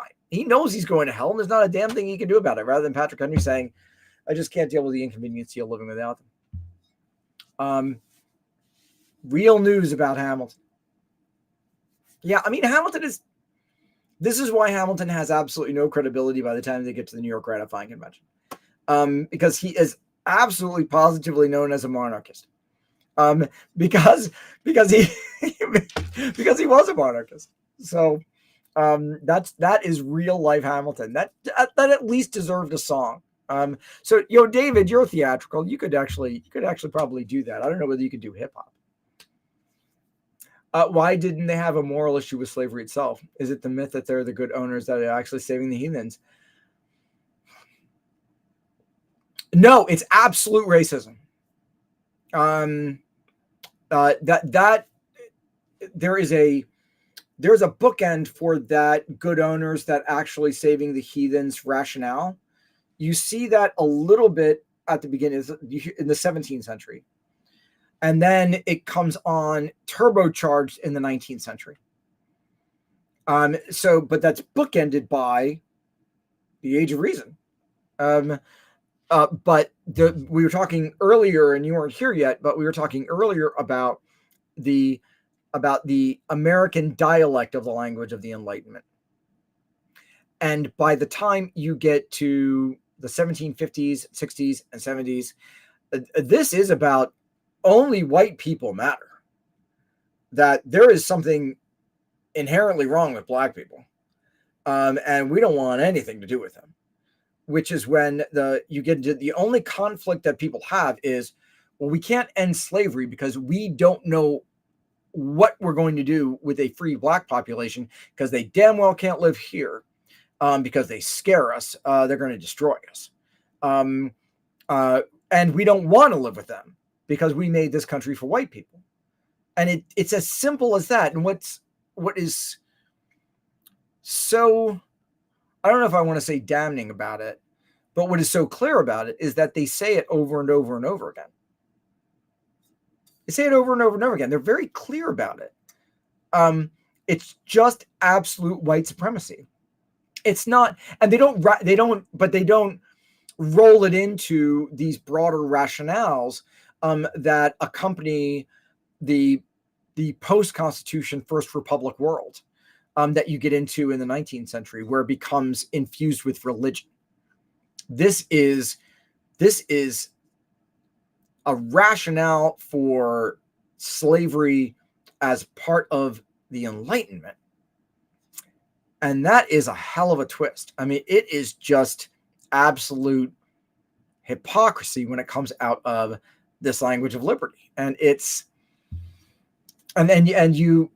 just comes down to that. I mean, they're very clear about this, which is why other people just sort of find it baffling. But they just do not want anything to do with black people. They don't. It is just that simple. So that's why it's not. You don't have to get into think about how complicated it was. That you can be anti-slavery, or you can say that slavery should end, but also fight against ending slavery every step of the way. Why? Because you are against free black people, because you're a racist, you're a white supremacist, and you're a white nationalist. That racism takes these political forms, but it also takes these social forms. So you can't end slavery, even if you think that there might be another mechanism out there, such as some sort of negotiation of free labor on the English model. Okay, but what do you do with free black people? You can't live in the same society as black people. And until you solve the problem about what to do with free black people, you can't do anything to end slavery. That's actually the terms of the 18th century. That's the terms of the American debate at the end of the 18th century. Is that it's not really over. If you are in a pub with these guys, if you're at the Queen's Head Tavern or the Indian Queen Tavern in Philadelphia, where they're hammering out the Virginia Plan, and you start talking to them about slavery, to a person, they will all be opposed to it. You would be able to have a fairly modern argument about how rotten slavery is. And they might come up with a stupid idea about, about how well it's morally corrupting on the person who enslaves too. But they will probably agree with you in fairly modern terms about why slavery is wrong. And then they will say to you, okay, well then what do we do with the people whom we freed, who are freed as a result of it? Now, as long as we can come up with a way in which I will no longer be poor, this is sort of Washington's argument, Madison's argument. If you can come up with a way that I will no longer be poor, and then okay, then we can actually have a serious talk about ending slavery as an institution in macro terms. But you have to come up with a solution about what we do with Black people. And if you came back and said, well, actually, Black people are fine. This is a construct. There's no difference between you and them. They would look at you as if you had grown a second head. They wouldn't even entertain that conversation. You would be insane. Because they would, even if they agreed that yes, Black people are human beings, yes, they're born free and equal, yes, but they all want to kill us, and they want to rape our wives. So we can't have them here. They will destroy our society. And they all say that. Jefferson says it at length in Notes on the State of Virginia. But Madison, Washington, Henry, they all say this. And so that is the point where you run into the struggle, is what do you do about their main fear, which is free Black people? And then that's where you think these guys are real assholes. These guys are real, actually top-notch, white supremacist, white nationalist, racist assholes. And only a few of them get beyond that. Only a few of them get beyond that. This is why the colonization societies are so popular. Yes, if you're going to free Black people, get them the hell out of here. Virginia's manumission laws become tighter. Yeah, if you want to free your enslaved people, yeah, we're going to make it by law. You got to get them the hell out of Virginia. You've got, what is the limit in Virginia? If you freed an enslaved person and turned them into a free Black person, then they had 5 months to get out of Virginia. That was their solution until they tightened up, until there were so many free Black people that they had to actually impose even more restrictions on them. That's the terms of the debate. Yeah, Marissa, right, to sort of spin through this. I will not only do that, I will probably put up, I'll probably edit it a little bit, because this is really long for anybody to sit through, and maybe put some captions up there. Yeah, Lori, they wanted to send them away from the United States after slavery ended. I mean, absolutely. I mean, think about this, Lori. This is, and Brooke, that's a really good point. That kind of scientific racism is more of a product of the 19th century, but it begins to be there in the 18th century. But the point about looking at what they actually want to do about slavery, and this is, again, getting into a part of the mythology that we keep talking about. What was Abraham Lincoln's plan to end slavery? His actual plan to end slavery. It wasn't the 13th. It wasn't the 13th Amendment. That was not Abraham Lincoln's idea. Abraham Lincoln's idea in December of 1862 that he proposes to Congress in his State of the Union address is to follow the model of the British, and to basically buy enslaved people from Southern slave owners, and then get them the hell out. That's Lincoln's plan. Is to begin a manumission that is backed up by compensation. That's Lincoln's plan. Now, a lot of people focus on the Emancipation Proclamation, and that gets the headlines, but that's not Lincoln's plan to end slavery. His plan is to take the British model and to put it into place, and which is a model that actually was used in the 18th century too. But also get them the hell out. This is not a complicated discussion. But this is getting back to Karras's original point. If you just get back to the primary sources, read Lincoln's speech from December of 1862. It is a wonderful speech. It's really rich. And that's why I mean, as a historian, it's wonderful because it's so rich. One of the points that Lincoln makes, this is the we must disenthrall ourselves speech. Now, he doesn't give it. States of the Union were not delivered in person in the 19th century. They were sent there, and I think he had it read for him. But he makes the argument that it's in wonderful language that because we have these new challenges, we must think anew, we must act anew, we must disenthrall ourselves. And his point is that in 1862, they have to disenthrall themselves from the thinking of the founders. They have to disenthrall themselves from the world of the patriots. They have to disenthrall themselves from their own patriot myth and from the First Republic that's represented by the Constitution, and have enough bravery to think anew and change the Constitution. But not with the 13th Amendment, which is straightforward. We're going to end slavery. It was, we need to actually end slavery by introducing gradual manumission with compensation to enslavers. That's Lincoln's plan. But what you get is that we must think anew, we must act anew, we must disenthrall ourselves, and not but we need to do this slowly, but we need to do this with compensation, but we need to go ahead and make sure also that that black people are relocated. So this has got a long legacy. Yeah, why we can't have a multiracial republic? Yeah, that attitude is still prevalent. Was white supremacy made in 1676? I'm doing a chapter in my book on Bacon's Rebellion. Actually, I have a among the dubious personal distinctions that I am the direct descendant of two people who were executed for treason.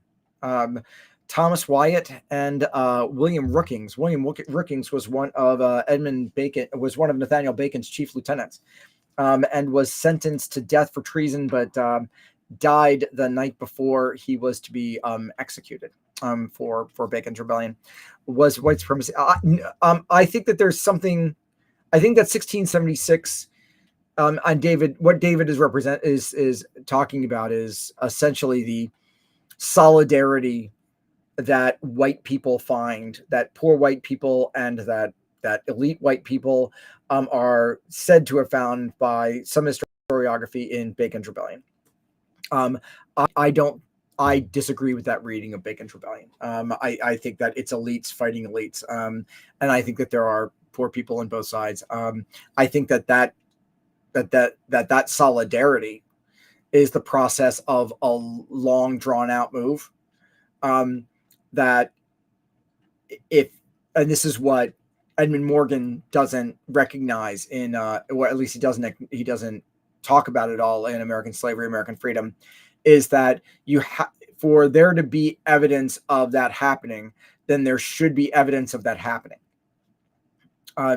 The actual changes to the laws of Virginia that reflect anything like that, particularly the tightening, the separation of white people and black people, happen well after Bacon's Rebellion. So they happen a little bit before, and then they happen well after. Bacon's Rebellion is really about white people versus indigenous people. It's not about white people coming together versus black people. It's about white people versus indigenous people. And indigenous peoples are the ones that lose out. And that's what Nathaniel Bacon is really all about. He's really all about wiping out indigenous people. And so all of those legal changes that Morgan refers to, he doesn't are so far after the fact that it's another historical moment. But it's part of a broader arc. And I just think it's just too convenient to settle 1676 on. So that's a part of a chapter I have about false prophets. When is a resistance not a resistance? Let's compare King Philip's War with Bacon's Rebellion. And that's, I think, my first or second chapter. I love the dialogue, but see the thought process as well. Well, this is one of the things about why this process is different than the way our public history of the American Revolution is going to work, but also different than I normally teach, is that this is much more like a graduate school discussion about sources than it is about that it is a kind of a discussion section based upon everybody having done the reading. And I have a little bit more time, and I have just yapped on. You know what? Here's the deal. Here's the thing. Is that what I normally do for my students when I teach is that I don't lead the damn discussions. Yes, David, a whole new constitution would cut the strings of the past. Yes, it would. This is the experience of Europeans after World War II. We can't let extremists actually gain control of this process again, because we saw what they did when they did get control. What do we do about that? We think about our modern challenges. We think about ways to solve them. We think about making sure there's a system that is flexible enough to accommodate the myriad voices that should be part of that discussion. So yeah, damn well we should. What I should do is actually have somebody else lead these discussions. That's what I normally do. I'll have one of my graduate students lead a discussion section every single week, rather than me standing in front of them yapping, because this is more talking than I have done since I taught undergraduates, and that was a very long time ago. How early to introduce kids to source criticism? Hey, Karis, if you're still here, why don't you answer that question? And Marissa, why don't you answer that question? There are a number of us who've had this conversation about how early is too early. To me, I think it is more important, and I'll just sort of say this because I really want to hear what other people have to say about it. I don't think it's ever too early. However, what I do think is you need to be able to have the capacity to really understand a different context. I think kids have an enormous capacity, a bigger capacity for doing that. I mean, American kids have a bigger capacity for doing this than we give them credit for. I mean, having a 3.5-year-old who really understands different contexts. I mean, I'm not talking to him about it now, but I think I think that for like younger people, it's better to get them interested in asking critical questions and in the habit of critical thought and critical inquiry, and then introducing them to that stuff. And to have a level of interest, because kids will do anything if they're interested in it. I mean, they will just spend hours and hours and hours in something if they're really, really interested in it. And that's why I had an exchange on Patreon this morning about what sort of sources for young people.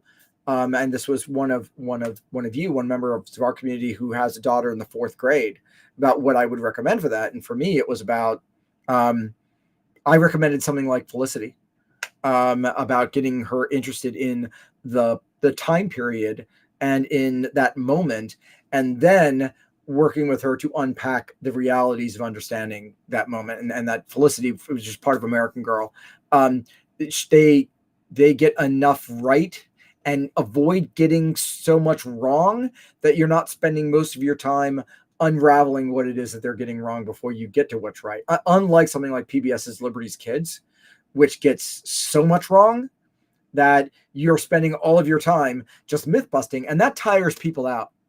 I mean, I know that from sort of frontline retail public history, that tires people out when you just keep telling them, and it does that online too. And we're doing that through digital media, but you guys have seen it, that, wow, that's wrong. That's wrong. That's wrong. That wrong. What, tell me something I know that's right. So Karis, what do you say?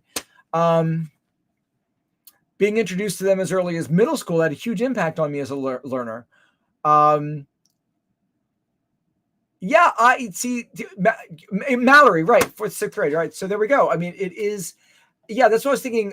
American Girl, Dear America, and like, I know I always do this when I'm with you guys, but I'm always looking for here, because I pulled these out. So, and so, Karis, I want to know what primary sources you were thinking about when you were in middle school. this is Dear Canada with Nothing But Our Courage. This is the subtitle is The Loyalist Diary of Mary McDonald. It's fictional, but it is based upon some decent primary sources. And it is about the Loyalist experience. And if you put that alongside of Felicity, and this is one of Felicity's mysteries, but I have this one because it's Trader in Williamsburg. This is also about Loyalists. If you put these two together, there would be a level of dissonance here, thinking that they were both talking about the same historical moment, the same basic set of historical facts. So different are their perspectives and interpretations. They're not necessarily wrong. I mean, there's enough in here that they get right and don't get wrong for you to start to unpack and for it to be valuable.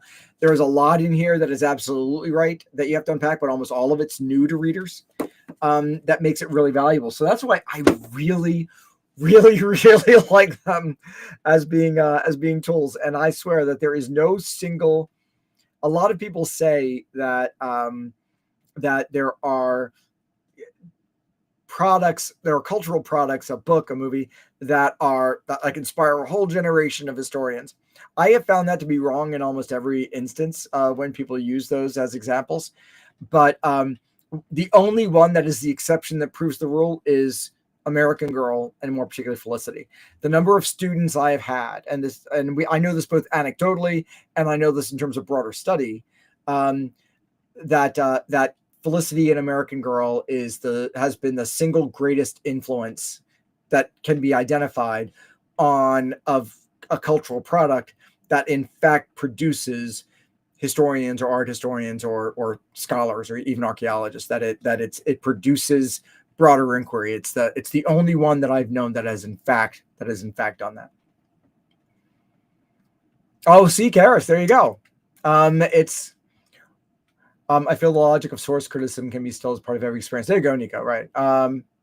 And that's it. I mean, that's why. See, yeah, man, I love Canadian sources, but and that's why Nico, from a Marxist tradition, it's the old joke about a Marxist needs a bookshelf. That getting into an idea of not being a Marxist, but that. But that a part of critical thinking, of having to sort of break this down and doing that from an early stage. So, Karis, did you mention what was the primary source that got you into this? Marissa, I wish I'd started sooner. I actually have those American Girl books, which is perfect. I just am not confident enough in my knowledge, as I was taught wrong, so trying to learn. So I'm accurate. No, I get that, and I feel you. I didn't read them until I worked at Colonial Williamsburg. Because I wanted to know where this is a lesson of public history, right? You got to know where your folks are coming from. You got to go to where your audiences are. And how the hell would I know coming through graduate school that Felicity was such a big influence? Was a bigger influence than Bernard Bailyn or Gordon Wood. And so when I kept talking to people and I kept hearing about Felicity, I was like, man, now I got to read these. So I got them all. I talked to Valerie Tripp. We started putting together, put together a program for it at Colonial Williamsburg. And that I still think that they do, actually. It might be the only thing of mine that they still do. But I reread them all, and that's why I still have them all. I actually kind of like Felicity's mysteries. I think they're charming. But there's no, you wish you started sooner, but I didn't start until much later. And I certainly probably started older than you are now, in terms of getting to actually where people understand their understanding of the past. Oh, your school then requires to read personal letters. Yeah, and this is again getting back to the Constitution, right? Is when you limit the sources that you're going to use to try to understand a historical moment. And this is where we started this conversation, which is you're going to reach instead for the Federalist. You got to understand the context of the genre. I mean, genre matters. And so if we're talking about political polemics, we're talking about pieces that are created and framed to accomplish a political goal, and they follow very particular structures and have very particular aims. They were not written to explain the Constitution. They're written to answer a political question and to persuade people within a particular political context, in this case, the New York Ratifying Convention, that they are right against that very specific opposition question. You can't use that for a purpose other than which it's intended.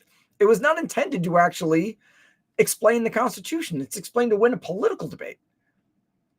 And so that's why when you look at things that I really like, and I think that younger people really like, because you can attach them, because it makes people accessible, is personal correspondence. That you've now, but even that is, and I think a number of you will point this out quickly, even that makes you part of an elite world in which you have access to the time, energy, and education to be able to do that. But even some of the letters that I have found that are surviving between people who they're just more vernacular in their communication rather than, not everybody's Jane Austen. But sometimes you do run into Jane Austen, in a sense. Elizabeth Jacqueline Ambler, I found her collection of letters. She was 15, 16 during the Revolutionary War, in Yorktown, Virginia, and Williamsburg. And she writes the loveliest, most literary, at 15, the loveliest, most literary letters. They're a joy to read. And I think that if somebody's looking for a primary source to be able to connect with young people, particularly young people who are, women identifying, then that's a wonderful place to start. Frankly, for anybody, it's a wonderful place to start, because they're highly literary. It's as if you picked up Jane Austen from, she was born in 1775, but if you pick 15-year-old Jane Austen up from 1790 and plopped her down in the middle of the American Revolution, she would have produced these letters. They're just wonderful. To what extent is popular entertainment a tool for shaping minds? I mean, shockingly major. Anything that brought me, see, Karis, this is what you need to be making posts about. This is what I'm talking about. That brings you into the world of those who lived, right? This is the thing to spark it. And this is why I like talking about it and why I don't seem to shut up about it. But it is about getting people to understand that it's a different world. But if they do want to, in fact, to step into that world, that's why I hate the language that so many historians and public history sites use, like step back into the past, but they don't mean it. They mean, let's step back into our sanitized fantasy world of that past, that our theme park of that past, rather than, I deeply want to know what that past was really like. I want to know what it smelled like. I want to know what it tasted like. I want to know what it looked like. And when I worked at Colonial Williamsburg, that is the process, the project that I went into. Wanting to walk down Duke of Gloucester Street, whether that was 1 o'clock in the morning or whether that was 1 o'clock in the afternoon, I wanted to be able to see around me what that street looked like in 1775. And when the first thing that you do, and understand what that world was really like, and when the first thing that you understand is that the vast majority of faces that you see around you are Black, and it changes everything. It changes everything. And you think about, well, I'm going to go to Mount Vernon, and 95, 96, 97% of the people around me are going to be Black instead of white. If you encounter that just as a matter of reality, then you start asking really tough questions about, okay, hold on. They are engaging in this kind of discussion, these white people are, and they're surrounded by all of these Black people, and these Black people are listening to them, and these Black people are they're in bondage. It starts raising all kinds of different questions, and you understand that there's always going to be a Black person in the room, almost wherever you are in this time and place. You could be in Massachusetts, and it doesn't matter. If The Simpsons were to incorporate this history, or or Family Guy or something like that. Not get it wrong, right? I mean, that it would be there is a hunger out there that I run into a lot for people who just want to, they think it's kind of cool hearing the way things actually were and what people were actually like. Because it does open up, they're like, damn, I was wrong about the 18th century. I was wrong about the revolution. I was wrong about that world. And there, in fact, if you introduce people to what it really was, it opens up a new world for them and something new to get to know about actually how we got from then to now. Real heroes, real inspiration, not just the people who are kind of performing it or have had historians for their own purpose just twist it. This is why, people like Roy Casagrande drives me nuts, right? That is somebody who really just wants to ensure that they get it wrong just to make money off of it. What? So I can mislead you so that you act on that bad information and then you get mad at somebody else for trying to point out that you're wrong. Yeah. We have this difficulty teaching Black history in New York because people don't believe. Yes. Right. I mean, that's exactly the point, isn't it? Right. That is absolutely positively the point. That there is this myth about urban versus rural slavery. There is this myth about northern versus southern slavery, that it doesn't exist, or that it's somehow easier, that it's somehow better. You have heard this a million times if you've heard this once, right? I mean, that is worth talking about a lot more, because because we know the scholarship on this. And Joe McGill's done. I mean, he talks about this at length in his work. But this is something we have broken down, and that's why the enslaved burial ground in New York City is so important, and because of what we're able to learn from that incredible source base of osteoarchaeology. But you being able to talk about that is that, oh my gosh, Columbia County, there's a history of slavery here, when it is everywhere, and it is everywhere awful. It is everywhere about bondage and oppression and suppression and brutality by its very nature. Yet there are stories of humanity that can be found in that can be drawn from it.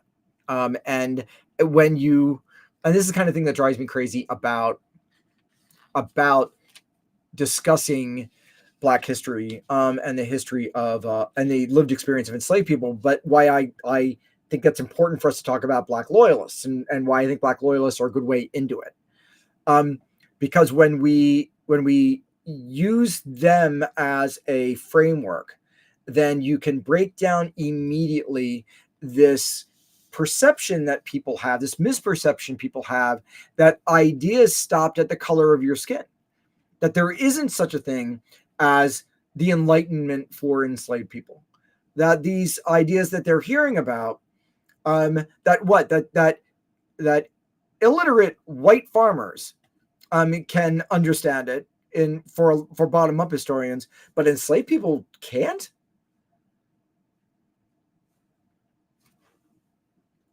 That kind of segregated understanding of history, and particularly the history of the flow of ideas, to me is ridiculous. But when you understand how Black loyalists are going into places like Savannah, Georgia, or or New York City, or St. Augustine, and they are fresh off of a rice plantation, and they are going into Savannah with these clearly articulated ideas already intact about the Enlightenment and how it applies to them.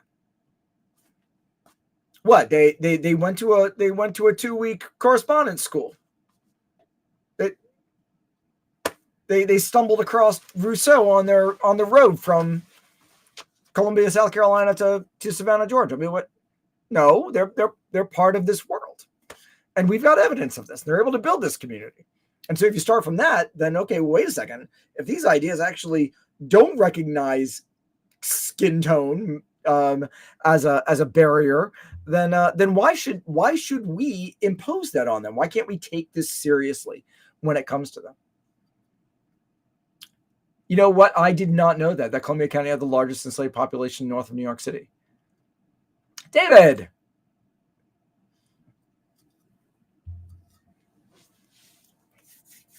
Okay. You know, we probably should get back to talking at least a little bit about the Constitution. Um, does anybody have any questions about the Constitution for that we were talking about this week? We can keep talking about it next week. And I gave you sort of my potted framework of the Constitutional Convention. And just these, I mean, look at this, just these. This is it, right? I mean, come on, this is what we got. From the end of May 1787 until the first draft of this, the beginning of August. 2 months. But that's a glorified 2 months because of the recess and because of them dealing with Hamilton's plan and them dealing with the New Jersey plan. After that, 2 months, rough draft. They deal with it for another month because they report this thing out on September 17th, 1787 is when they sign it.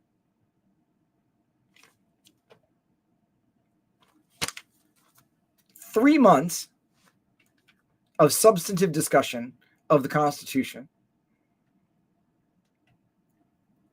Half of it, well, 1 month, yeah, a third of it after they get the first draft of it.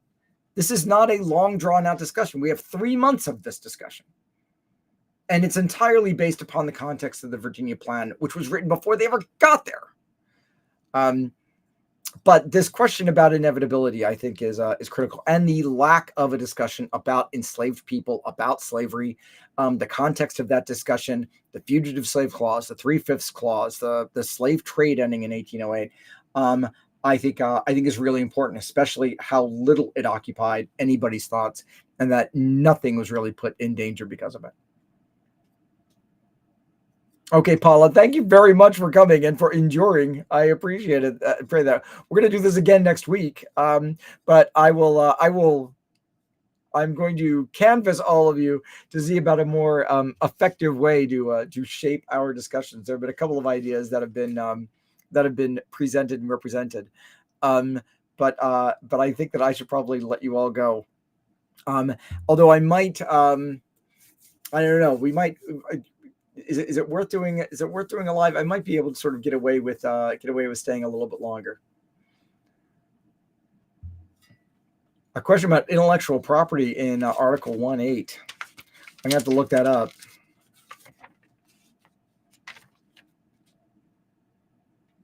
It's probably about copyright.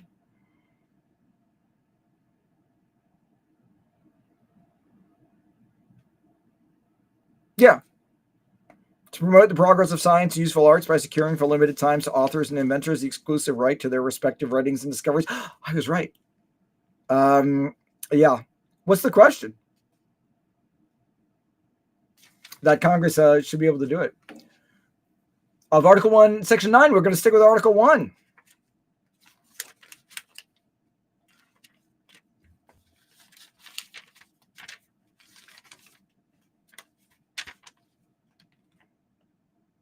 Oh, yeah, right.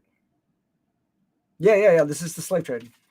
Yeah, let's talk about that. That the language, the importation of such people that we should think proper to admit, right? They want to absolutely positively avoid. And I've got a typo in my, I've got to do a better job with my materials about mixing up the Article 1 with Article 2. This is about them not wanting to say slavery, right? That the importation of such people that we think proper to admit. Now, the whole language of Article 1, Section 9 about what Congress can and can't do, the migration or importation of such persons as any of the states now existing shall think proper to admit shall not be prohibited by the Congress prior to the year 1108. But a tax or duty may be imposed on such importation, not exceeding $10 for each person.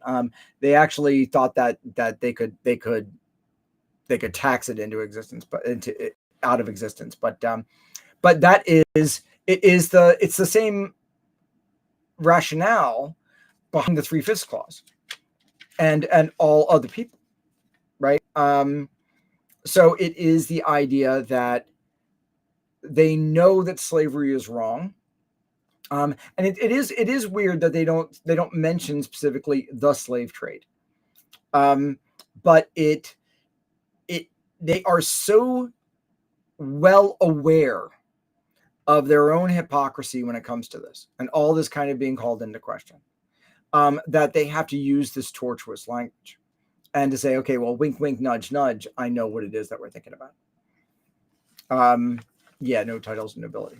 Okay, thank you, Lori. Okay, I've got to run, and I really want to thank you all for joining me for Craigie for a very, very long time. But I really do appreciate it. I enjoy this, and I hope that you get something out of it. And I will listen to any and all ideas for making this more productive for everybody. So I really appreciate it. I will talk to you soon, and there will always be stuff up on Patreon, and I've got to get better at the chat there.